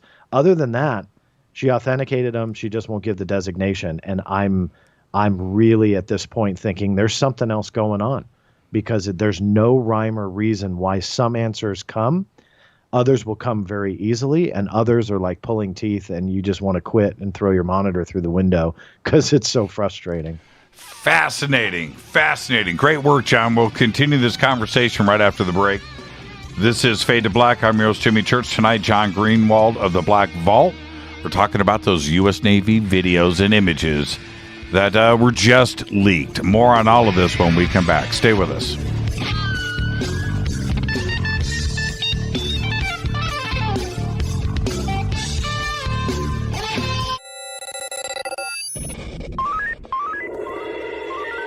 Way out here, we listen to Jimmy Church.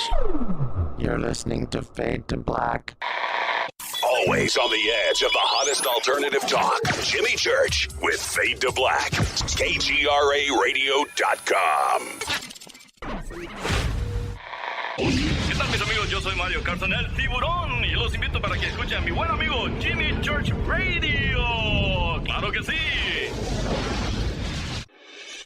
Do you want to be an official Fadernaut? Of course you do. This is Jimmy Church of Fade to Black. Just go to our membership section at jimmychurchradio.com.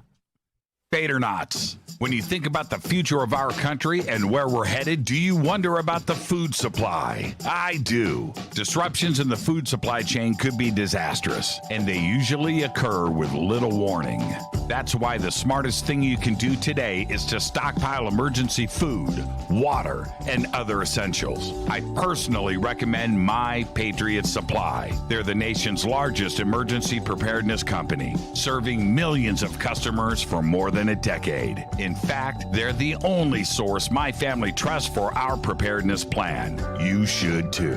Right now, save 20% off a full 4-week supply of delicious meals that provide 2,000 calories a day. Saving 20% helps too, doesn't it? Especially now. So go to preparewithjimmy.com and get ready.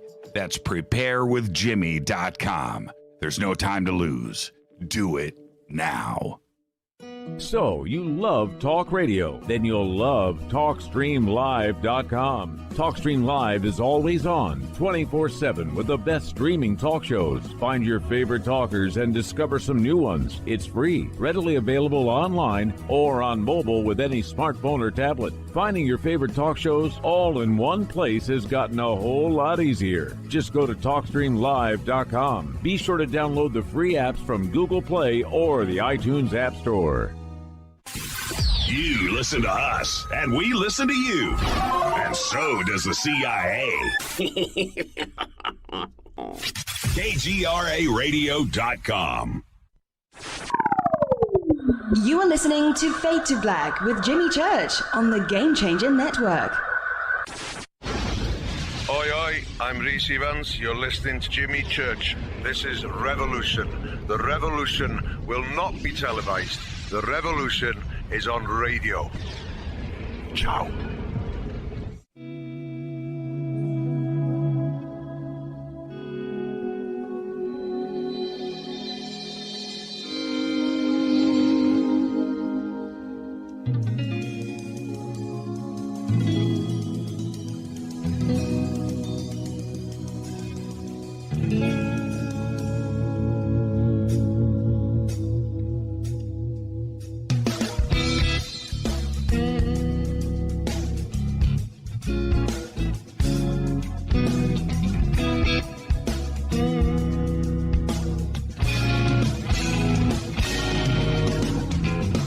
Welcome back, Fade to Black. I am your host, Jimmy Church. Tonight, John Greenewald of the Black Vault. More with John in just a second.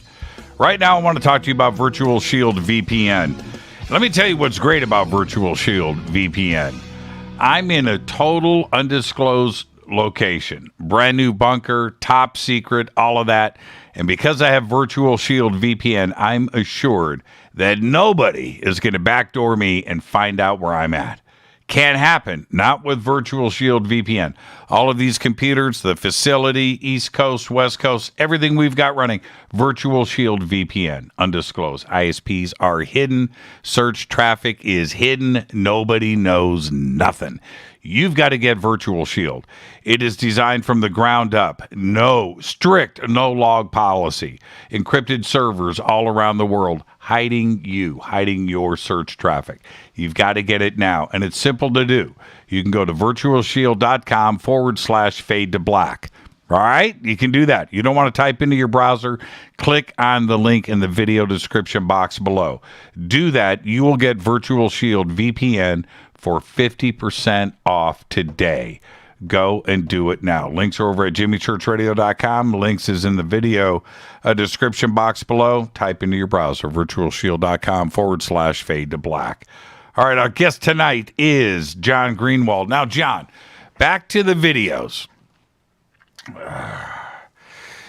Did you ask the Pentagon directly if they can confirm that these are UAPs or UFOs or something off-world. Yes, and that was in my original and a follow-up, and they would not answer it. The release that you did, which also equally as viral as the videos themselves, is by you confirming that the Pentagon said the videos are real. That allowed everybody out there to go and pick up on your... I'm wondering if you carry a little bit of guilt with this, because everybody ran with this, right? That the Pentagon has confirmed UFOs, that they videoed UFOs. They altered your statements. Well, I'm talking about CBS, NBC, Fox, ABC, Australia, the UK. The actual statement has been altered and is now part of the public record. Well, here's what I'd say. I mean, I think a lot of journalists went after this statement, so I don't want to necessarily say it was mine. I'm happy to say that I was the first to get it out there on Friday, and to the credit of a few media outlets, they cited it back to me as breaking that story. And when I see media outlets do that, I do appreciate it, because I try to do it when others break a story. So that being said, I mean, it wasn't mine. But what I did try to do very, very carefully was say they did not say they were unidentified.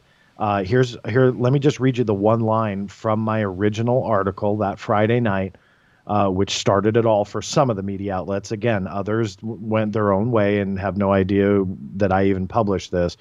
But this is what I said. However, Goff refused to confirm whether they remain unidentified or are used as training material for identifiable objects, or just simply remain unknowns altogether. So, and what she says when I asked her about that, her quote was, "I have nothing further for you beyond what I provided," which was a denial to go into what the designation was.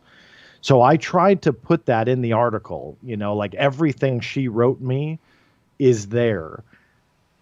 I did. I'm not trying to just keep referencing my video channel, so I apologize, Jimmy. I'm not trying to do that. Dude, push it. Say it again. I mean, it's important. It's important. What I did with one video was I had a lot of fun. There's a investigative journalist by the name of Brett Tingley, and I cleared it with him before. And what I did was I made kind of a thought experiment where if I were to write a story, I would be completely factual and not lie, but I omitted certain details. And I mean, I made Brett this, anonymous source who leaked me information and all this stuff. And I made a story all around it, and it was 100% entirely accurate, but the context was wrong. And my point here is that by the omission of certain details to a story, you can spin an entirely different narrative, and you're still being truthful. You're just not being fully open. You're not reporting the entire picture. And it was really fascinating to hear people's reactions to it, because again, I had a slide with all my different points, but I omitted certain details.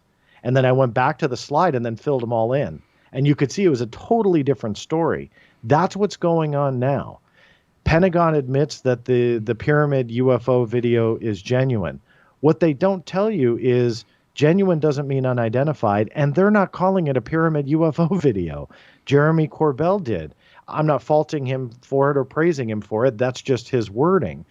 We don't know what the official interpretation is of this. Not even the designation, but the interpretation. Are they triangles? Are they pyramids? Are they three-dimensional craft? What are they? We don't know.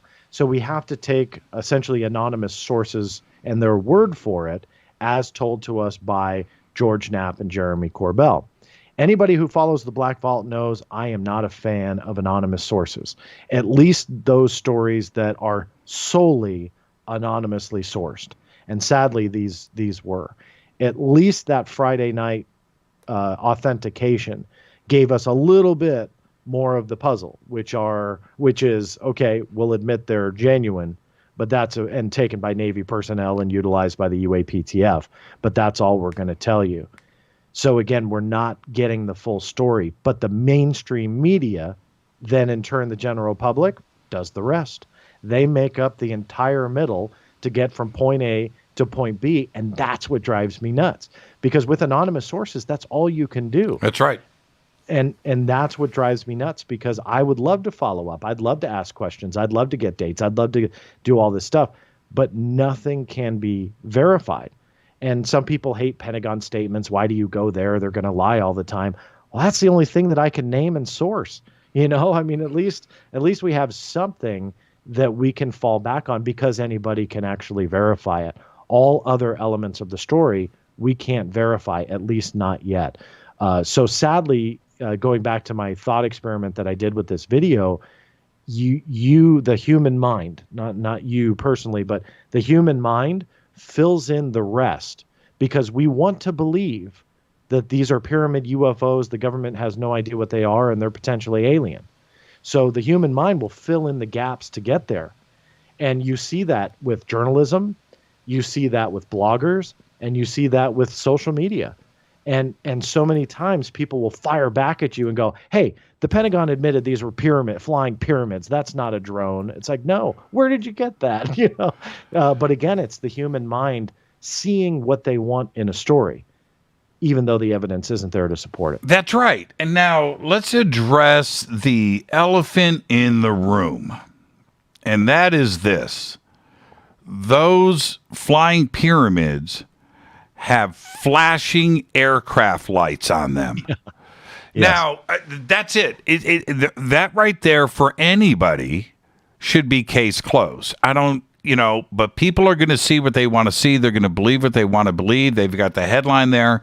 They go and watch the video and apparently don't see the flashing aircraft lights. And how do you explain that and help the public a little bit understand what is actually going on here? Those are flashing aircraft lights. And as far as I know, and I believe, John, I know that we are being visited. I have seen what I have seen. I know that our Milky Way is populated with countless intelligent civilizations. That's my belief. This video is not that, right? No. And unless ET just wants to give us the convenience of showing us that they respect our FAA, right? They want us to know that they are compliant, and they've got flashing aircraft lights on their flying pyramids, right? That's the elephant in the room. And I think a lot of people are missing that, and I'm not entirely sure why. Those that have seen enough UFO videos and have done this for a long time know that if you see an object in the sky and it's got a flashing light on it, you could pretty much lean towards it's a FAA compliant Earth-based aircraft, generally not one from some other solar system. So where that leap went in the very beginning stages of this debate, I'm not really sure. I have to give credit where it's due, and that is Mick West, who really led the charge in digging in. And what was very cool, maybe I've just never noticed it before, he was posting updates. When he didn't know something, he actually said it and then just kept working harder to figure that out. There are some skeptics or even debunkers out there, whatever they want to call themselves, and they just have all the answers. And where I respected the process when I watched this play out was that there were certain things that he couldn't answer, but he started allowing it to play out as he was investigating it, and he did a couple videos. And I'm sorry, one of his, it's the last one, I think, as we are recording this. He may have done more, and I haven't seen it. But it was very convincing, where a friend of his had a night vision camera with a triangle-shaped aperture. They went out. They were filming lights in the sky, an FAA-compliant Earth-based aircraft that looks nearly identical. Mick West also posted a video where he timed FAA, the frequency of the blinking lights, and it matches that of this quote-unquote pyramid UFO. You look at all that, the common sense thing to say is, okay, these guys got a point. I may not agree with these skeptics and debunkers all the time. I believe there is something to this phenomena, but yeah, they're kind of onto something here. And so credit to them for doing that. And that leads back to the question then, why wouldn't the military be able to figure this out? Now, people are asking that, and they're saying Mick West's theory is stupid because the military would be able to figure that out. But again, it's filling in the gaps. No one ever said they're unidentified. They may come out and say they are, tonight or tomorrow for all I know. But as it stands right now, the military doesn't have a stance on if these are unidentified or identified. But the general public and the chatter is that they're making up the middle, saying, well, the UAPTF is utilizing this, so ergo it has to be unidentified. Well, no, because if they're really doing an investigation, they will be able to identify a lot of this stuff. And we go back to those Project Blue Book days where verifiable evidence shows that they have a stack of material that they use as reference. And for this to be so easily reproduced, and the video is very convincing. It's a great video. It's a great video. Yeah, he did a great job. And I think earlier today I saw it had, 20,000+ views in just a couple days. And so he obviously people are looking at this and realizing, okay, that this is something that's very explainable. It goes back to that question then, why? Why do we have this material? This is what's leaking out.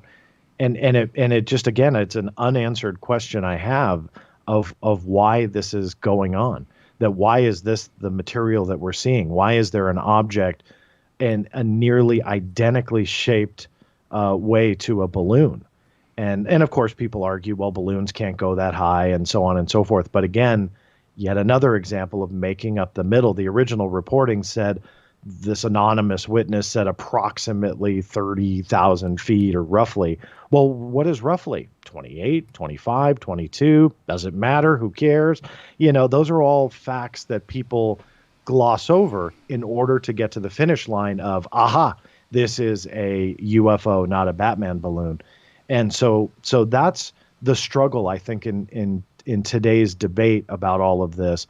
And again, that's where I lean towards, is there another agenda here? Because that could be utilized in a disinformation campaign. The way that the general public then takes up arms on Twitter and Facebook and fights their battles to the death on who's right. And that from an intelligence standpoint is gold. Because if you want to muddy up the waters, right, you don't got to fund anything. You don't got to put a lot of research into it. You really don't got to put a lot of effort into it. Leak a couple things out, omit those details. What they're saying is potentially truthful, but you omit the full context and details. General public does the rest. They fill in the gaps, take up arms, and it is a gigantic civil war on what's really going on. I'm still impressed with the Batman balloon. I'm not fully, that has not been debunked for me. I look at that and I think about the altitude and everything else that I see with my eyes in that image. I'm still confused. The jury's out for me. I think there's a possibility that could be something strange. And therefore, I come out as a little bit of a hypocrite with myself, where I'm very critical on this other stuff, and I make a comment about the flashing aircraft lights or whatever, and suddenly I'm a government shill. And the only thing that I can the only way, my patience is wearing so thin with everybody right now with this, John. But my response has to be, this boilerplate response. Look, if you believe that aliens are flying pyramids with aircraft landing lights and flashing lights, I can't help you. Just go and believe in that. Okay, I'm not going there.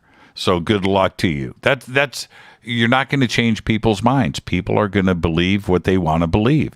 Yeah. And I'm not here to change people's minds. I am not. I am suggesting to everybody, read everything. Tyler Rogaway of the War Zone, his recent article, mind-blowing. So well researched. It's spot on. And I suggest to everybody, I don't care what side of the fence you're on, go and read this. Go and watch Mick West's video.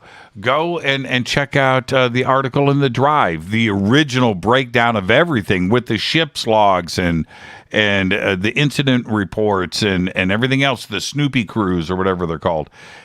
Go and read that. And if you walk away believing that this is a UFO ET thing, okay, I can't help you. But I think that they're very excellently researched and presented. And people are choosing to ignore that instead of doing their own research and trying to come to a conclusion. Yeah, I'm always a big advocate for people challenging themselves, not only with this material, but everything. I think we need to do that more because we do essentially make up that middle, and we want to believe point B, but we're at point A. So to get there, just make up the bridge, and look, I'm human too. There's certain things that I feel that are true, and you look for it, and I catch myself going, okay, I don't really have the evidence to go from here to there, but yeah, it doesn't matter. And you can't do that. I mean, you have to triple check. There are a couple stories that I'm working on now where, yeah, I could have ran with it, and I could have just said, okay, I have enough evidence with what it is. I could prove what I'm saying. But no, you can't do it because there's just that little potential doubt. And you just have to double, triple, and quadruple check things, which I'm in the middle of now. And I'm hoping the light at the end of the tunnel on a couple of these stories will be rapidly approaching here. But my point is that you always have to challenge yourself. You have to keep asking questions because when it comes to UFOs and it comes to the government, the moment you think you know what's really going on, there's a curveball coming. It's pretty much a given at that point that will throw whatever you believe in for a loop. It's frustrating to see those that don't allow those curveballs to be thrown. No, and it's always a swing and a miss too. Right? Yeah, and that's true. And I mean, I'm here to tell you this will be 25 years of doing government secret research and so on for me. And I'm here to say the biggest lesson I've learned, if anybody tells you they have the answers, just turn around and walk away because no one does. It doesn't matter if you've been in for 25 years, 50 years. It doesn't matter. I mean, it's that's the fun of it all for me, at least, is that we just don't know. There are too many unknowns for us to put a solidified theory on it all, which keeps me going. But in the same respect, I can say, hey, we don't have all the answers. And sadly, I think people are afraid to ask questions. That's the other point that always is the biggest frustrating aspect of all this for me, is that if you don't ask questions, you're safer. And for me, it's the more questions you ask, the better, because you got to keep asking and asking to get those answers. And the more information you have, the more pieces of the puzzle you have, all the more better. But in the last couple of years, I've seen where there is this apprehension. People are so apprehensive to ask questions. They're reluctant. They don't want to push certain angles. They don't want the answers. They don't want to hear the answer. I'm starting to think that that's part of it, and it's like, no, this person is talking, so don't question them. We want to make sure that they keep talking, so don't bite the hand that feeds you. And it's like, no, somebody told me on a social media network, Reddit, one time, and it has stuck with me now for quite a few years. Truth will survive all forms of scrutiny. So it doesn't matter how many questions you ask or how much you attack something or someone. If they are telling the truth, or if that is the truth, there is nothing you can say or do to go against it. There's just not. I mean, sure, I can try and lie and make stuff up, but people are going to catch me in that. If there is the truth and you're being met on with the truth, no question is going to hurt that. And that's always stuck with me. It's like, yeah, why can't more people realize that? It's okay to ask a question. It's okay to question. I love them. I love questions. People want to come at me for doing something or saying something. I'm all for it. I mean, I guarantee there'll be Twitter attacks because I made a counterintelligence comments about ATIP and Luis Elizondo's counterintelligence background. And I only bring that up again because I just want to say, watch. There will be attacks my way that I'm insinuating something that's not there. But people want to look for attacks to create the drama. And it happens a lot with us when we have conversations where then people turn to Twitter and go, aha, let me tag Luis Elizondo, let me tag Jimmy Church and John Greenewald and start this battle. Mm-hmm. And that's not the way it should be. You know, we should ask these questions. By Luis Elizondo's admission, he can't tell you everything. You know, he's been asked a lot of questions that he references as NDA and clearances. So it's okay for us to ask questions, even though they may make us cringe a little bit, because by his own admission, he can't tell us everything. That doesn't mean he's involved in some disinformation campaign. That just means we don't have all the pieces of the puzzle yet, and I'm not done asking questions. And people are afraid of that, and it's a shame because I think they fall back to social media drama to create issues versus actually just taking the time to try and find the answers. Do you think, and I'm not insinuating anything here, but Elizondo just posted up on Twitter a picture of him flying back home from Washington, D.C., alluding to he's been hanging out with the UAP task force, and he probably has, and he's probably been speaking with them.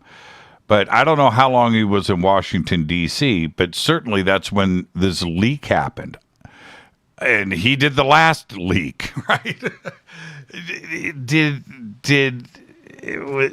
I mean, is it always centered around Elizondo? Is this just beyond coincidence? And it's the same circle of people where everything else has been happening over the last 3 years. Yeah, I'm going to be really careful answering that because I know I'm going to get heat already. Well, no, look, nobody cares. Look, I'm going to say this. Apparently, he didn't do it. Whoever leaked this didn't do anything illegal because the Pentagon doesn't give a rat's ass. Right? Well, the leak happened and there's so. Right. Yeah, there's no outrage. Right, I don't see Marco Rubio making statements in the press about his outrage over this leak that happened with a pending report that's supposed to be in front of the Intelligence Committee. It seemed like this is all okay. What I will say about all this, because you bring up an excellent question, and I don't know. Meaning I'm not sure who's involved with these leaks. Christopher Mellon, who I believe, and I don't have a doubt, has very tight connections and has worked very hard to get the congressional language in. You see the parallels between what he wrote to what was then published by Marco Rubio's committee. It's beyond a doubt that he was heavily involved with that. Obviously, he's still working with Luis Elizondo, and obviously they have this effort, and they're making headway with all of that.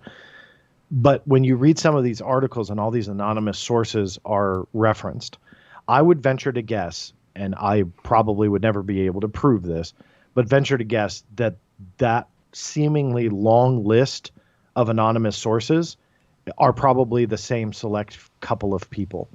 And Christopher Mellon, who is tight with all of that, says the UAP task force is a small handful of underfunded people that are doing this effort. So those that are on the list of potentially leaking this stuff, in my personal opinion, it's probably a really small list because there's not that many people involved.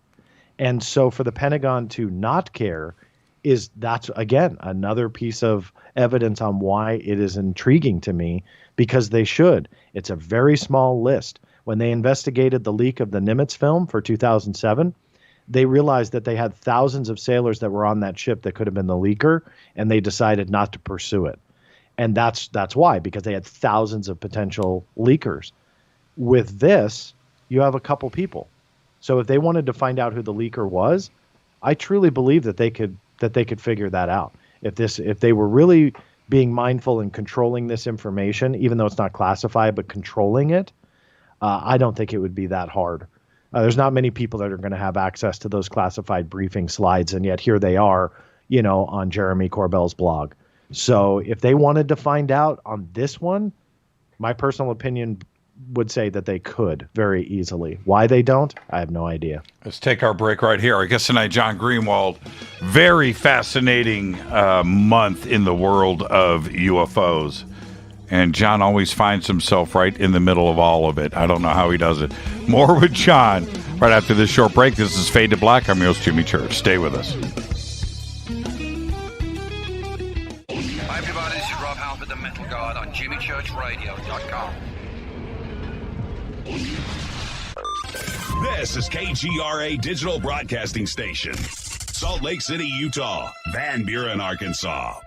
Why is it we're not very good with our health regimen until it's too late? We don't put oil in the car until the engine blows up. When the body's out of balance, your health is not so good. Give your body some love. Log on to GetTheT.com. That's GetTheT.com. Try our Life Change Tea, which cleanses you from harmful intruders. A clean colon is one of the ways to bring the body in balance. We also carry organic supplements to help you get where you need to go. So do your body a favor. Log on to GetTheT.com. That's GetTheT.com. You can even visit our sales page to save some dough. Does anybody call money dough anymore? Anyway, if you're looking for short, helpful health tips, go to YouTube and punch in Health Matters Now. That's Health Matters Now. So, log on to GetTheT.com, shop, get balanced, then learn some cool tips at Health Matters Now. You'll be glad you did. That's GetTheT.com. Your contact for current news and trending topics. KGRARadio.com. This is Jimmy Church of Fade to Black, and I only drink Fade to Black blend coffee from Rivermoon. Just click on the Rivermoon Coffee banner at jimmychurchradio.com. Promo code F2B Blend. This is the only way forward. This is Fade to Black. Make contact. KGRARadio.com.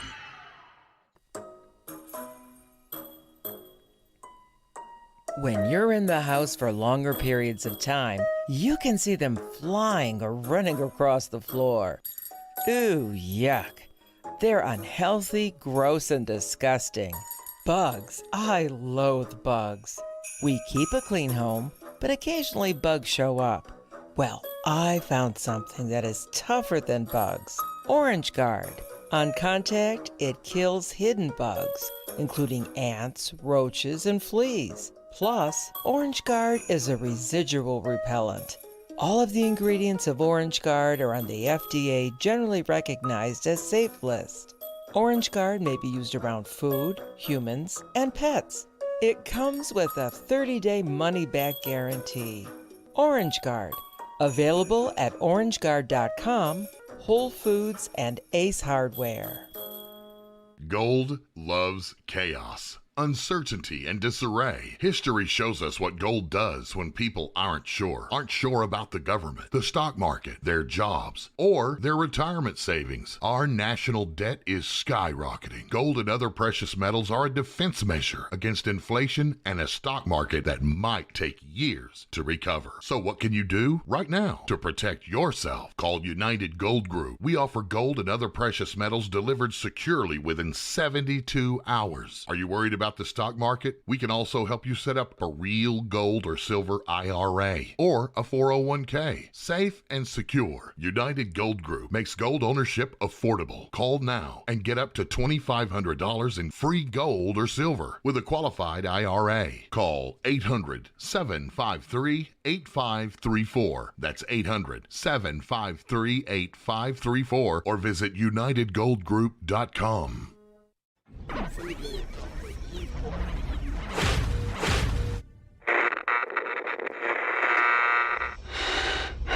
You want to know a secret?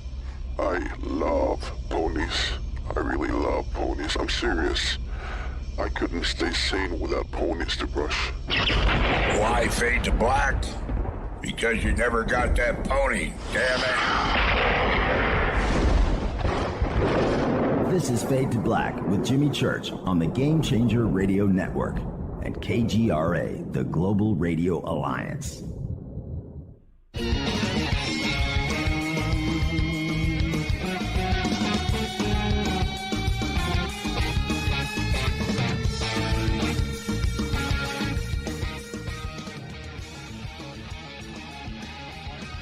Welcome back. Fade to Black. I am your host, Jimmy Church.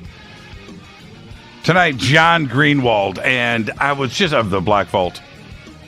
And I was just sitting here thinking during the break about how hungry I am and about what I am going to eat after the show tonight.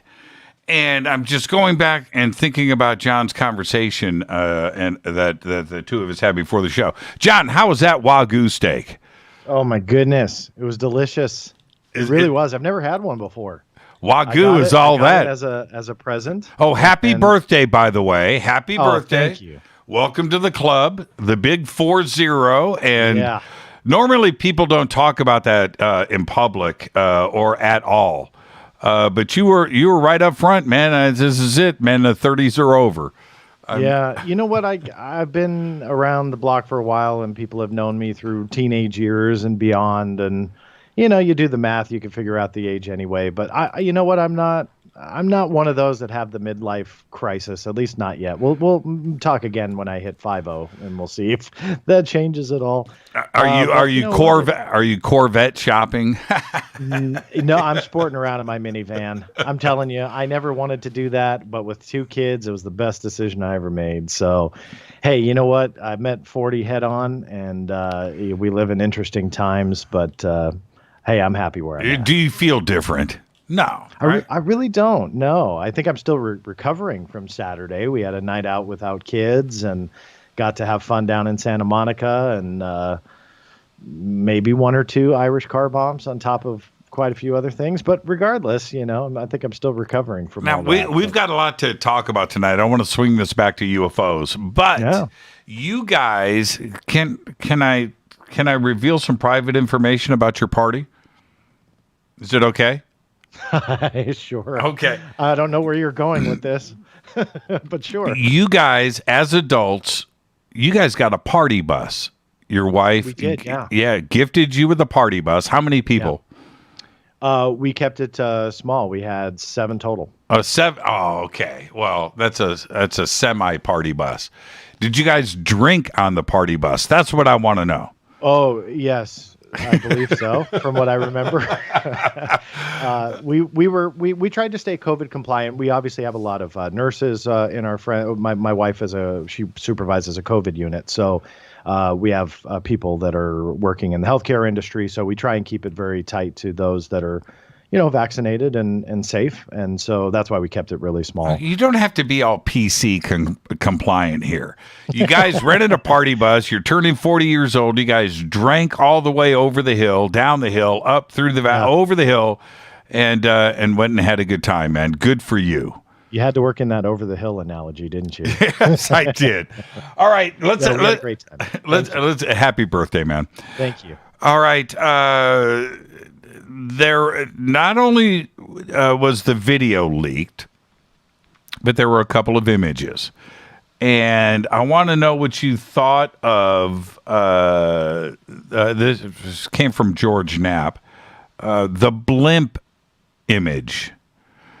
What went through your mind when you first saw it? It's very interesting, by the way. That was, out of all of them, that to me was the most interesting. What it is, I don't know. But that out of the 3 that came out was the most interesting. It was the most intriguing.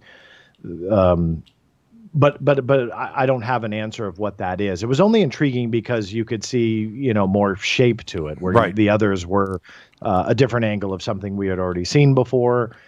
Debate on whether or not that is or isn't a balloon. So that wasn't really anything new. The other one was this sphere, which kind of looked like an out of focused something, a light, a planet, anything could essentially create that type of effect. But that third, the blimp looking one, and I'm only using that as a reference, but that one was the most intriguing of the photographs. I'm thinking Mandalorian. I'm going Mando. On the blimp. I think Mando's a good guess as any. I'm going Mando. Now, in the blimp photograph, I think George knows something for him to go blimp, because I wouldn't have gone blimp in seeing that. It looked to me that there were winglets or some type of wings on both sides of the craft. But some blimps have that. I get that. But it looked, I don't know, drone-ish. I don't know. But I keep thinking that might be E.T. That's a very interesting photograph. I don't know what to make of it. I really don't. When you first looked at it, what went through your mind? If you took blimp out, which is George's description, you take blimp out, what goes through your mind? I think I would have went there even if George didn't say it, the blimp route. I mean, I really kind of got that vibe from it. A drone, quite possible. Going back to the UAP report, that's what I think we're going to hear a lot of. Mm-hmm. And that to me is intriguing about some of these things that are leaking out, or not leaking out, but more being talked about, like the USS Kidd encounters and the drone encounters. The Colorado drones was another one that just kind of vanished and went away as quickly as it came on. But you see a lot of these, again, very highly referenced as drone encounters. And I think that's a military out. I think that when this UAP report is written, we're going to see a lot of the fluffed up stuff that we already have heard about, but I think drones are going to be in it very prevalently. And what I fear is that this type of material, whether it be identifiable balloons, if that's the take they're going to take. If that's the stance they're going to take, if they're going to start talking about drones and so on, that this UAP report is not going to give us anything intriguing, but rather give us a Condon 2.0. The Condon report in the late 1960s, which caused Project Blue Book to be canceled after congressional interest, former government insiders, scientists all banded together and said, you guys need to look at the UFO information. This was around 1966, I believe it was. And when you juxtapose that and how that played out, Gerald Ford, before he became president, was leading the charge. And he was the one that was advocating for more UFO transparency, more investigations, more funding, and so on and so forth. It is almost identical to how it is playing out today and how it has played out. The only wild card now is this report. And back in the late 60s, the Condon report paved the way for them to cancel all UFO funding, or so they said, and canceled Project Blue Book. And the Condon report was referenced for decades as being that, hey, look, we looked into this, but nope, sorry, there's nothing there. I fear that we are setting ourselves up for that again. Because of this hype, and again, to go back to that, is this a disinformation campaign? Mm-hmm. Look at the potential setup here. The potential for the last 2 years to start setting up these cases and encounters, and this is unidentified, and this is, we don't know what this is, and all these rumors and explosions of headlines that are sensationalized. Imagine that setup, and then a report comes out and goes, you know what, now that we were able to sit down and put a little bit of funding in this is what the Tic Tac was. This is what that balloon photo was. This is what that blimp photo was. And they just tear it all to pieces. I'm not saying that that's what they're going to do, but I'm saying the setup is beautiful because now they have all this sensationalized stuff out there that they can easily dismiss because a lot of it is made up. I think anybody who looks at this rationally can see the middle ground is very much made up with this reporting. We have a couple cool elements, but it's drowned out by all this other stuff. Again, I fall back on this, saying it this way, from an intelligence standpoint, that is a golden setup for them to swoop in, tell Marco Rubio's committee, hey, look, whatever you read in the headlines, this is how it really is, and tear all of that apart. And then in the end, UFOs goes away for another 3, 4, 5 decades. You are a show. You're a show. You're a show. And there, oh man! In the Drive article, I'm going to call that a report. It's more of that than an article. The research and the FOIA work and the way that article was put together, well done. and Tyler Rogaways, from the war zone hit, and there is a clear case, and I think it's only the result of research. Then you come to the conclusion. I'm thinking that the U.S. Navy was flying drones off of San Clemente Island and didn't let the kid and the Russell know what was going on, and there was a breakdown in communication. And I think ultimately that is exactly what that was. I think that that's definitely a possibility. And that goes into the context of telling people the truth but omitting the entire truth. And to the U.S. Navy, maybe they are unidentified, but they're U.S. Air Force. And to the U.S. Air Force, they know. You look at the paperwork of those original videos saying drones, balloons, and UASs. Why does it say that? Were they just higher cleared to understand what they were looking at, and that internally that's what he put? Now, I asked Luis Elizondo on my show about it, and as much as I have found, and we have both found, I'm not speaking for him, but I think we found a mutual respect for each other, and we have understood a little bit more about each other. I still question that. I still question why Dopser was kept in the dark on what was really going on, and that is his stance. He felt that the Navy would eventually be asked. They knew, but Dopser was held in the dark, and so that information was just kept from them, and I don't see that would fly at all. Pardon the pun. So it does still beg the question: did they know exactly what these are? But to the U.S. Navy, they didn't. They were being tested on. And if you're going to test top secret drone technology or top secret something, to do it against the most powerful Navy in the world is the best way to do it. That you can see what they can understand about it. Can an F-18 chase it? Can you intercept it? If there were weapons on board, could you fire at it? All of these interesting coincidences all played out. But I think a lot of people are ignoring that. Why, this was a training mission. It was perfect. Fravor couldn't fire on it even if he wanted to. So when you take all of that into account, it was a very safe exercise to do, even though those were kept in the dark. I often cite provable historical record.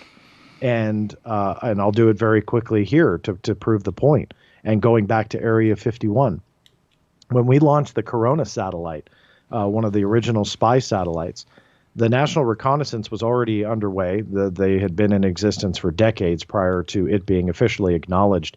The CIA was involved as well.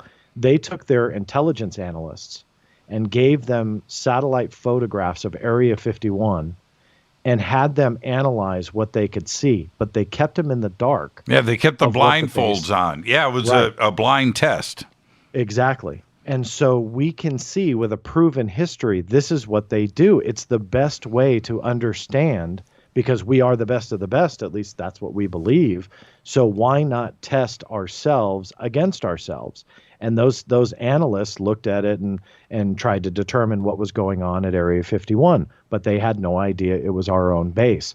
But we had that primer. We had the Rosetta Stone in the shadows, but we knew what was going on at Area 51. So we were able to compare and contrast what our analysts could deduce, but keeping them in the dark. And so I think we have to look at that history. And there's more examples also, but we have to look at that history and ask ourselves, are we potentially doing this now? I do believe that there's a phenomena out there that they're seeing that they can't identify. But that's what I'm kind of curious is if these elements, which are explainable, are being set up and potentially going to be utilized here in the next couple of months as to kind of squash the public interest. And because we know when they do that, it lasts for decades. And we are potentially setting ourselves up for another one. And that's why I'm wondering if these leaks are just seemingly are being allowed to happen, or they're just kind of putting a blind eye to it because it's helping them. One of the things that Tyler Rogaway pointed out in this article, the recent one, and I've got it up all over social media, everybody can go and read it. It's excellent. But there was one little thing. I don't think Tyler, and he's so smart, but I don't even think he realized the significance of this. But there's a little thing that he put in there, and that was that the radar systems with the Nimitz encounter were brought online then. They were just brought online. They're working out the bugs and the communication between the ships and the planes and everything else. Yeah, it was the most sophisticated radar in the world, updating the current most sophisticated radar in the world. But they went through that at that time, and anything could have happened. And misreadings and the data coming back incorrect. But that's what was going on during that exercise. I thought that was one of the most interesting points that Tyler could bring forward. Yeah, and that's where the testing theory rings true, that you do have those elements. I think, don't quote me, but if memory serves, they had pulled some stuff and published some stuff about the Roosevelt encounters as well, that they were testing some new equipment. So you have those parallels, and including where the incidents took place in known, training grounds off the coast of San Diego. So when you add all those elements in, a lot of people that are advocates for these stories, and it's okay, I'm not saying we have the answers, but those who advocate for these stories say, well, how could Fravor mistake, a drone or some kind of piece of classified technology? He was one of the best pilots in the world, highly trained and so on. And with this theory, you don't take anything away from these pilots. It doesn't mean they're any less educated than you're trying to convince others of. No, they are still the best of the best. But you don't know what you don't know. If he's not read into highly classified programs or what these drones can or can't do or so on and so forth, he still is the best pilot in the world, but he just doesn't know that this is what else we have. This is what else we can test. This is what else we can fly. Just because you're the best pilot in the world does not mean you're read in on everything, right? Plain and simple. If pilots want to argue with me on that, that's fine. But I would bet money that they are not read in on every classified program. And I would bet money that there are many facets of their missions that they fly or the exercises that they take part in where they are not read in on every single aspect of the mission or exercise. That's just how it works with the U.S. military. There's a reason they do that. They have various objectives and so on.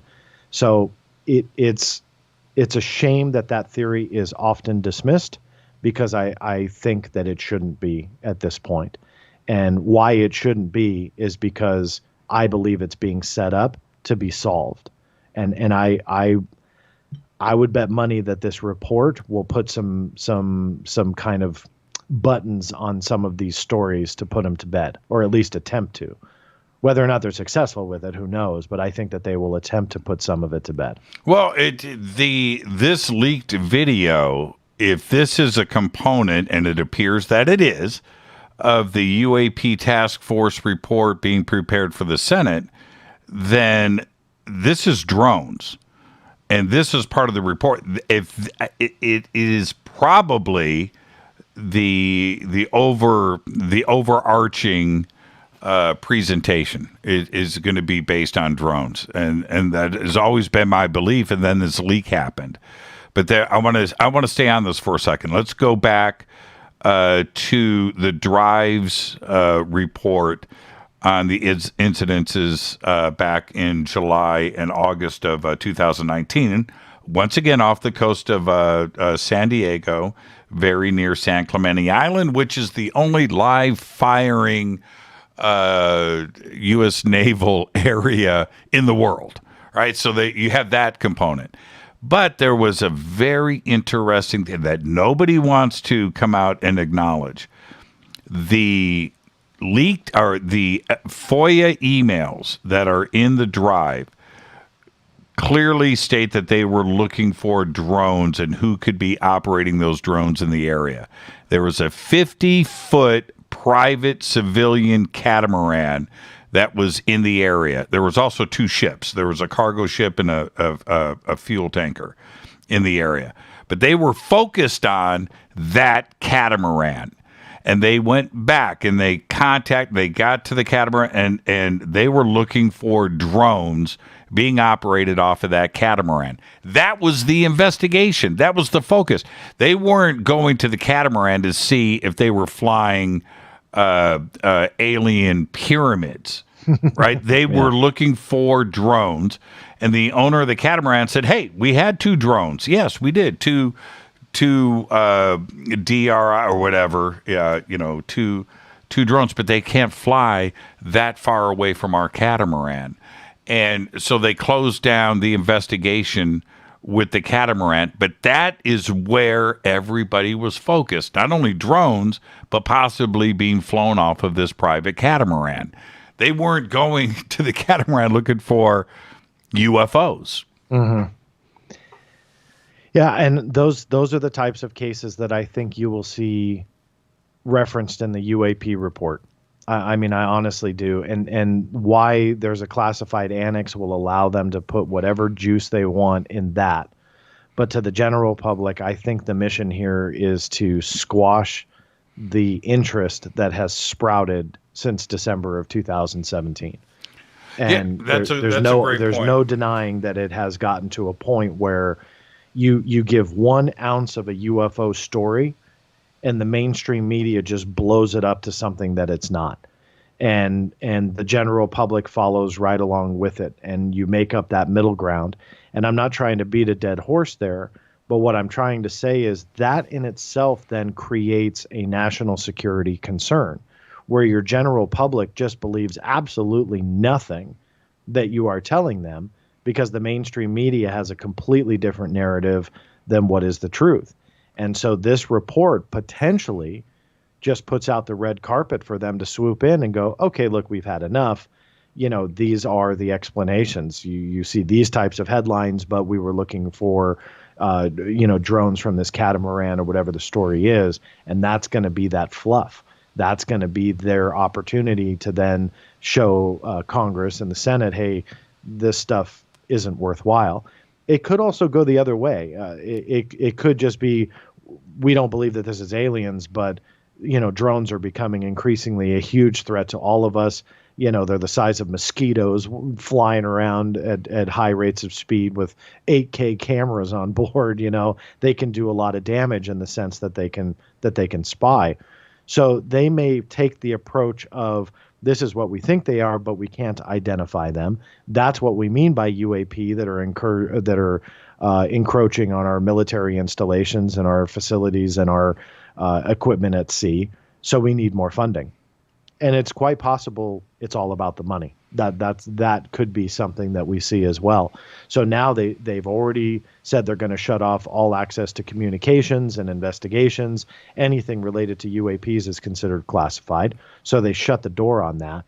But they could potentially then play up that angle where drones becomes a huge concern and they say, hey, we need more funding for this because no, this isn't aliens. This is potentially the Chinese, the Russians, or whomever. And in those classified briefings, when they have those sound bites that say, we don't think it's the Chinese, we don't think it's the Russians, well, that could be all part of the game because the classified aspect of this is the positive identification of them being Chinese or of them being Russian. That is also a possibility. Hate to say it, but that is potentially the truth. Well, much scarier than E.T. As a matter of fact, I'd rather have it be E.T. Yeah. But there's another aspect to this, and I made this comment last week.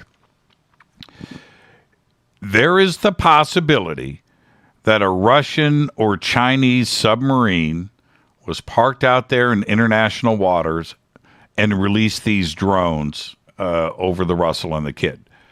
Right? Okay. And is that possible? That's entirely possible, 100%.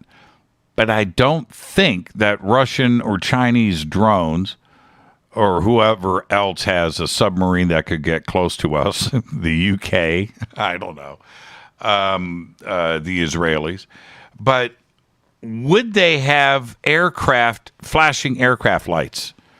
If the Russians are surfacing, if the Chinese are surfacing, they wouldn't go that route, would they? They wouldn't let us know that they were there in that kind of fashion.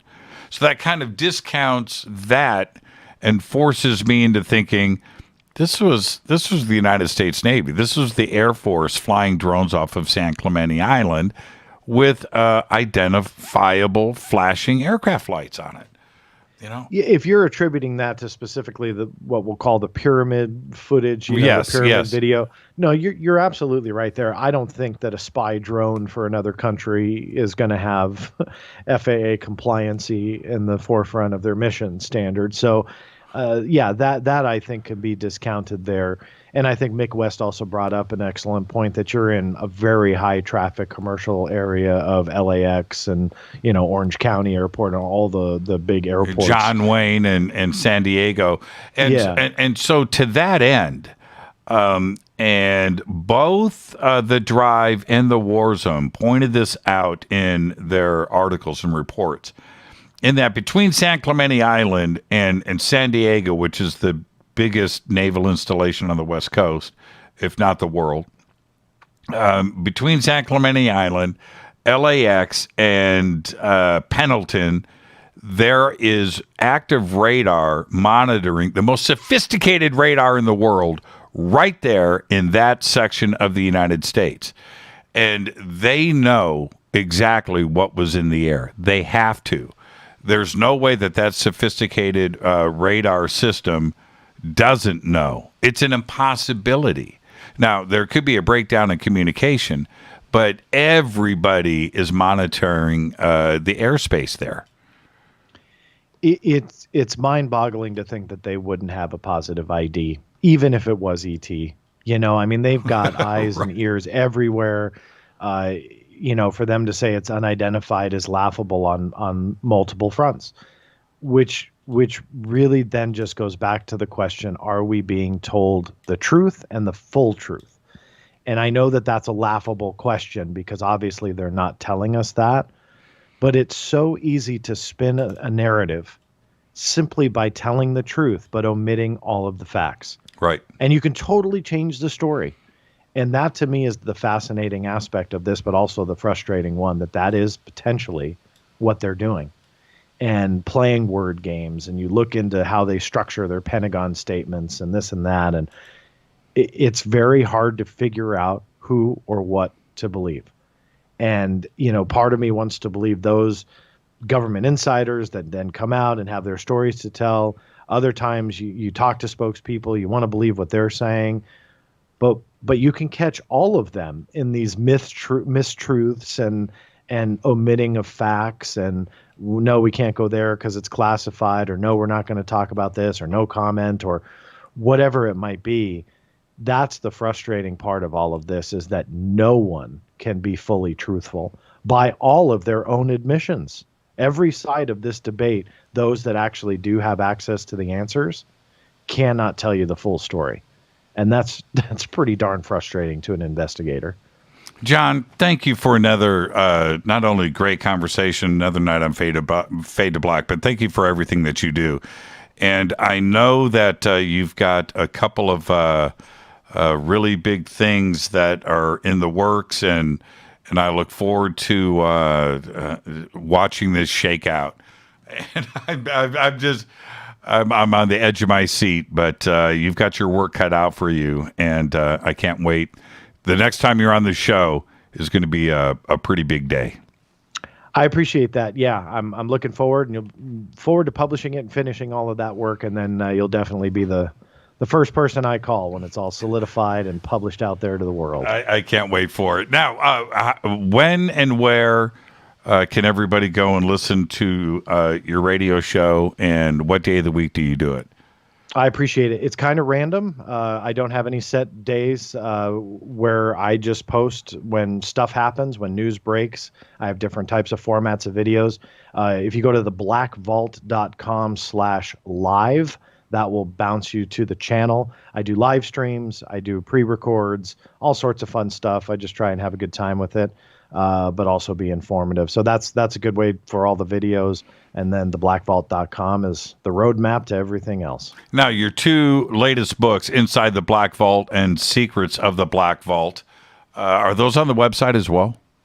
They are. Yep. There's a shop link now. Everything's back in stock. It was kind of nice. It was a surge in order, so it kind of went out of stock for a little bit. But I got everything back in, so that's good. But yeah, everything on theblackvault.com. You'll see a shop link. You'll be able to get those books there, and obviously Amazon and Barnes & Noble. Brick and mortar stores carry them all as well. Thank you so much, John. Go hang out with your family, and we'll circle back in a day or two as usual. Thank you so much, my friend. Appreciate it. Yep. Have a great night. Thanks again. You're the best, John. Thank you. This is Fade to Black, theblackvault.com. You can follow John. John just exited. He got out of here. You can follow John on Twitter at blackvaultcom on Twitter. He's very active on Twitter, and he's been hanging out with the Fadernauts tonight. I'm your host, Jimmy Church. All right, I'm going to take a quick break and come back. I'm going to take some phone calls. 747-228-2051. 747-228-2051. I'll be right back.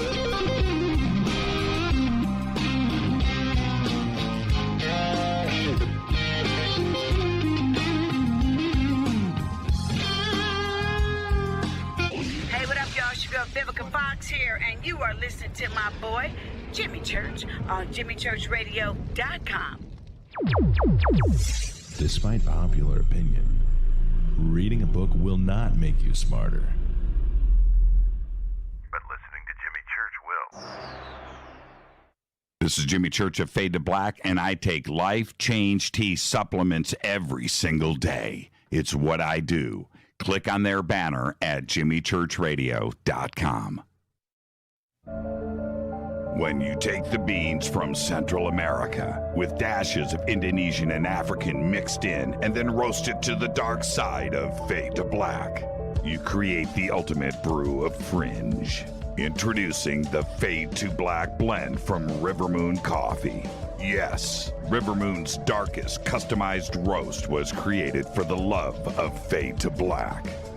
The alchemy of masterful roasting and smoking the beans is in every sip of this full-bodied, dark Java. I need my coffee dark, deep, with distinct bittersweet chocolate highlights, just like the bunker. Leaning further into the darkness of the roast is Fade to Black blend from River Moon Coffee. Just click on the banner at JimmyChurchRadio.com and use the promo code F2BBLEND for 15% off of your order today. This is Billy Carson with ForbiddenKnowledge.tv. Forbidden Knowledge TV has just reached its 1-year anniversary. That's right, 1 year. And as a show of appreciation, we are giving all new subscribers a free 30-day trial of ForbiddenKnowledge.tv. That's 30 days to binge watch thousands of movies, documentaries, conferences, workshops, lectures, yoga classes, meditation courses, and so much more. So log on to ForbiddenKnowledge.tv from your computer or mobile device, or get the Forbidden Knowledge TV app on Apple TV, Roku, Amazon, iTunes, or Google Play today, and use coupon code 30daysfree. That's coupon code 30 days free on ForbiddenKnowledge.tv today. Are you intrigued by Paranormal Talk Radio? You'll love the new Paranormal Radio app from TalkStream Live. You'll find a great selection of talk shows covering UFOs, ghosts, strange phenomena, and much more. Download the Paranormal Radio app now and start listening to the very best in paranormal talk entertainment, including the network you're listening to right now, the Paranormal Radio app, free in Google Play and the iOS App Store.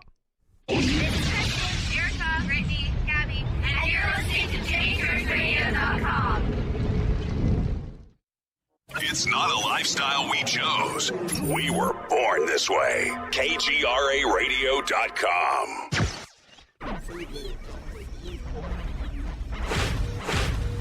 This is KJCR at JimmyChurchRadio.com.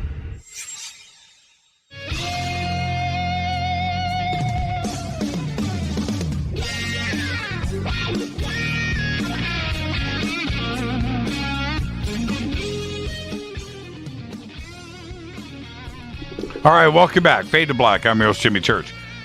All right, I stepped away. I'm back. I've opened up the phone line, 747-228-2051. 747-228-2051. What I want to hear from everybody as I wait for the calls to come in is, what do you think about the video? That's the first thing. What is it that you are seeing in the video? And that includes the flashing aircraft lights. What do you think that is, and why would this get leaked? I don't think that there's anything of interest in the video. Okay, that's my take. I don't think there's any. It's an aircraft. It's a drone. It's got flashing lights on it. It was filmed by the Navy. Okay, so what? With night vision. Okay, cool. Well, I mean, what's the significance of the video? It's not ET. It's not alien. It's not anything of, if it's Russian or Chinese, possible. Just like John just pointed out. And thank you, John. What an excellent conversation tonight. If the Chinese or the Russians are launching, spy drones off the coast of San Diego, I doubt that they're running aircraft lights on it for everybody to see. That kind of defeats the purpose of a spy drone. I would think. I could be wrong. I don't know. Maybe they're testing our defenses. That's a possibility. Are they looking at the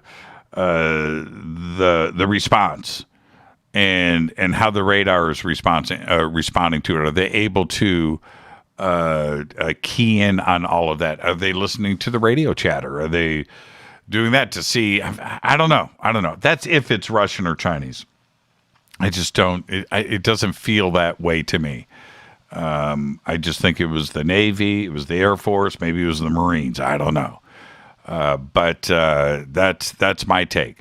But what is it that you see in that? And then the other part of this is the blimp image. I'm very curious about that. It's a very interesting image. And I know I spoke about this last week. When I first saw the image, I thought of the X-37B. I thought of the space shuttle. It had that kind of shape to it. It probably wasn't the X-37B. I don't know how an F-18 would be in the flight path of the X-37B as it's returning to Earth. That feels strange to me, but that's what I saw when I first saw the image. I don't know, but there's another part of it that feels a little strange. So could it be ET? I don't know. I don't know. And why would George Knapp, who I respect so much, he's done so much for this community, why would he tag that as the blimp? Right? Why would a blimp be a part of the UAP task force report? These are questions that we have to ask ourselves. Is this just a known object? Why would, if it's terrestrial, why would the Chinese, or we keep saying China and Russia, but those are the two leading air forces out there in the world, and certainly adversarial to the United States. Why would they be flying a blimp off? I don't know where that was taken. So I don't know. But if it's I don't know. I don't know the location of it. Why a blimp? Slow moving blimp flying along at 30 miles an hour. Why would that be a concern? I have no idea. Or is that some crazy craft? Right? And you look at it, is that some crazy hypersonic situation? Is it some anti-gravity ET ship? Because it looks crazy. It does. But it looks like it's got wings. I mean, you see the two wings. You see something sticking out of each side. There's no tail fins that I could see. That kind of eliminates the X-37B. Doesn't eliminate Mandalorian, but what is in that image? The other image of the sphere. Now, we have all seen orbs, plasma things out there. I've seen enough of it, and we've all seen images. And this doesn't look unlike the tens of thousands of images that have been presented by different witnesses to events all around the world. So is that anything special? I'm not so sure. And why would that be part of the UAP Task Force report? I just don't know. I don't know. Okay, so with all of that, let's go to the phones. 1,000. Whoa. Oh, that's me. Oh, sorry about that. That is me live. Okay. Yeah, you're live. How are you? Is this Carrie? Yes, sir. Okay. Carrie in Palm Springs. Yeah, I cut you off there, Carrie, but we got you now loud and clear. Oh, good. Great show tonight. Man, I love it when Greenewald's on. He's got the goods. Man. Yeah, he does. There's no question about it. He just does. But there's a lot of reporting that I think is excellent right now. He pointed out Mick West video. I think that's excellent.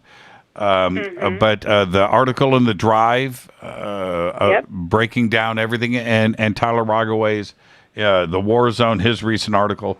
These are great pieces for everybody to just go to, and let's try to figure out all of this stuff together.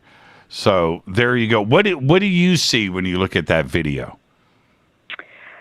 So I see, smoke, confusion. I don't even know if they're real drones, if they're just maybe fakes somehow put up in the sky. I'm not really sure what's going on there, but I don't think they're Russian or Chinese. I don't think they're extraterrestrial. I'm not even convinced they're real functioning drones. I think they may be some sort of a shill. But yeah, because drone technology is not to, and I don't know, the video doesn't display their full capabilities, but current drone technology isn't to, the purported tic-tac maneuverable, elements. So, and I don't know if they're purporting that these triangular drone-like things are, functioning like the Tic Tac, but I'm not buying it's real at all, personally. Well, there is when you have other drones out there like the Predator and these, they have wings. They're able to stay aloft, for dozens of hours, and those would have identifying aircraft lights on them that they turn on and turn off, right? If you're flying it over enemy territory, you're not going to have your lights on. You're going to have them off. But that's the one thing. If you have a small drone, I'm talking something small, 3 feet or 4 feet or whatever. Are you going to have flashing lights on that? Are you FAA compatible? Or if it's military, I'm not so sure. I don't think it's that type of drone, a quadcopter. No, I don't think that's what it is. I think it's something with wings, and it's an aircraft, that is used, unmanned, unpiloted. That's what I'm referring to. I mean, it seems strange. It has this futuristic triangular shape, but yet it has FAA flashing lights on it.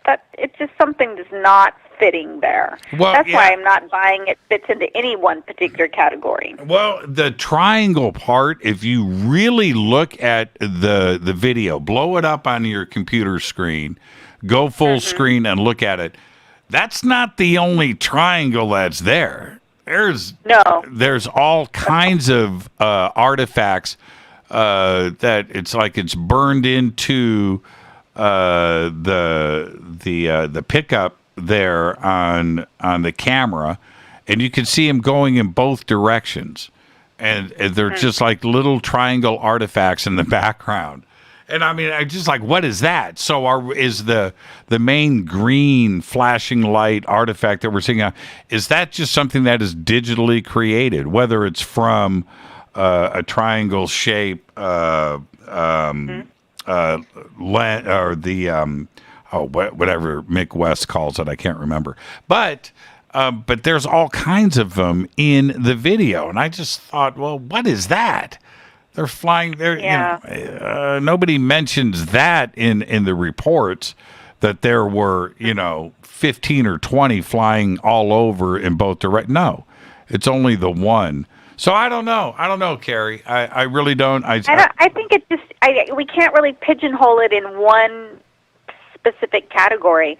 I don't even believe it's the real period. That's my take, if you're asking. Okay. Well, and the other part to me, and I'm going to try to squeeze in a couple of more calls here before the end of the show.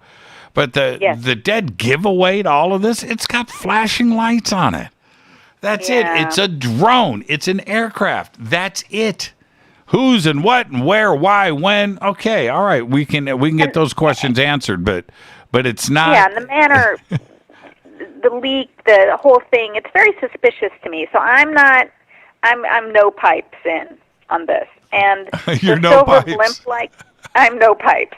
The silver blimp thing, that too looks like, it's from like where'd they get this? From like a Bugs Bunny cartoon? I mean, it just looks very suspiciously fake to me. That's where I'm at. There you go, Carrie. Thank you so much. We'll see you tomorrow night. See you tomorrow. Bye. You're Fade the best. to black. Yeah, fade to black. Thank you so much, Carrie. She thinks it's all fake. Isn't that interesting? I'm still just going aircraft. I'm going aircraft. Let's see who's up next. Hi, you're live on Jimmy? Fade to... Yes. Hi, this is Laura. I've called in before, and I'm going to try and make this fast because I know you don't have a lot of time. Years ago, Chris Medina did a reading for me when I saw my first UFO. He said, get ready, you're going to see more of this. They're trying to open you up. A couple years later, August 3rd, 2019, I actually went in the backyard, and I put my hands up in the air, and I called one in, got a psychic connection with it. I came on your show, and I did explain a lot of what happened. Since then, I get upset when I watch the news because I see the tic-tac, and I called in and I explained what that was. They were just sampling water in molecules in the water and in the air, atmosphere, the air. And I decided to call tonight because the arrowhead that they're calling the acorn, that was in the north sky. It's non-human. It's not piloted by any beings. Humans aren't able to move vehicles this way. It's old technology. It was supposed to be shielded. Mechanically, something was wrong with it. It's remotely driven, not piloted. It was like recaptured. It went up into the air and out of sight. They called this back to wherever they're from, and we asked why they're there, and they said they're nasty. They were causing head pain and confusion. They said it's not coming back. We shouldn't be messing with this. It has nothing to do with us. They're not happy that this was seen. It was a failure on their part, and they were behind a panel in a ship, chest up with a light bluish-gray light around them. It was actually pretty, but because they were kind of nasty, they weren't like the Tic Tac ones, so they're different entities, and I just thought I should get that out there for everybody because Pam Coronado, who is a famous psychic, recently I had a free drawing with her in January, and she said the council came forward, and they said I'm supposed to share ET information with people. And it's been very difficult because it's so hard to tell everybody this and explain because it's outlandish and, but this is my truth, and I thought you guys should all hear it. Thank you, Laura. And this is, it's all good. An old friend of mine tweeted out the other day, and some of you may have seen, I think it was yesterday, Lisa. She said, what's going on? what's going on? Is ET getting more advanced? Is there, Jimmy, what can you tell me? This is somebody I've known for 35 years, right? And I said, look, I think something is going on. There's something about to break. And I do believe that ET is advancing just like we are. And I'm talking about with technology. So things are different today than they've ever been. Laura, thank you. They're making I'll let you go. They're making a lot of contact, and people are having a lot of downloads and shaking in their bodies. We've been seeing a lot of that lately. I have a lot of friends that are experiencing, and we're having that happen. So just thought I'd share. I'm on Richard Dolan's experiencer group, too. So well, thank you so much, Laura. Don't be a stranger. All right. Okay, thanks. Bye. And I haven't heard Chris Medina's name in a long time. I wonder how he's doing. So there you go. Man, I think I need to reach out to Chris. How much time do I have left? Do I have time for one more call? Let's see. Hi, you're live on Fade to Black. Who's calling? Jimmy Church. It's Bradley from Townsend, Michigan. How you doing? Hey, Bradley. How are you from Townsend, Michigan? I am just dandy. I actually wasn't listening to the show. I just saw your tweets on Twitter, and I wanted to run something by you. And also, thank you for having Barrett Brown on a few years ago. Oh man, Barrett's the bomb. I miss. You know what? I love him. I gotta call Barrett. Let me tell you, the best phone calls you can ever have in your life are with Barrett Brown, and you can take that to the bank. You can take that to the bank. All right. He's so cool. Man, anyway. He's like, Jimmy, I'm going to keep it clean tonight. I promise you. I'm like, whatever, Barrett. Okay, so what's on your mind, Bradley? Well, I've been in the UFO thing for about 10 years, right? I saw one in 8th grade, and then I just got really into it. I'm currently 26. I recently made a friend in the UFO community who has kind of like insider, like kind of secrets, but like not like Area 51 stuff, just like, And I was wondering, apparently that is a very prevalent thing in the community, the amount of secrets that people have. And I was wondering, like, what is to be done about that? Like, how do we move forward? Like, how can we actually make progress? Well, man, it's an excellent question. But it's also the $1 million question. Yes. Look, I don't have, look, you just said the best thing you could possibly say. That is, you had a sighting in 8th grade. That right there, that's all you need to know. And it's the same thing for me. I've seen what I've seen. Right? I don't have all the answers, but I don't know if anybody does. I don't know if anybody has any secrets. I mean, I don't know. I don't have any friends in the NSA or the NRO or the DIA. I don't know. I'm not implying you do. I'm saying I don't even know what they know. Right? Right. So, you know what? I only know what I've seen. You know what you've seen. How this plays out, I think we're in exciting times. I do. I think we all know that sooner or later, we're going to have contact with ET over a major city, and it's going to be seen by billions of people, and then it's going to be, or we're going to have an alien invasion. It's going to be Independence Day. I don't know. But eventually that is going to play out. I just don't know when. But I think it's, I think something is about to happen. I really do. I kind of feel that way too. I was just wondering if, like, we should just sit back or if there's stuff we can do. You know what? Get yourself some night vision. Get yourself some goggles, or find a friend that's got them, and go and hang out and do sky watches at night. That's you know what? That's the best thing to do. Just go out and have a good time and know that there's something strange going on. When the big, but I've already seen it. That's what I'm saying. Me too. So what do? I got my night vision goggles. I go hang out with our ET brothers. But until the big event happens, I think we can rest comfortably knowing that if it was going to be bad, something bad would have already happened. And I just don't think it's going to be bad. I totally agree. Yeah. Hey, Bradley. Yeah, I totally agree that I'm not a big fan of the threat thing. But yeah, go ahead. I'm at the end of the show. I got to run credits, so I'm going to say thank you for the phone call. No worries, my man. You have a great night. Thank you, Bradley. Yeah, you too, Jimmy Church. Right on. Bradley from Townsend, Michigan. And with that, I got to go straight to credits. I got to get out of here.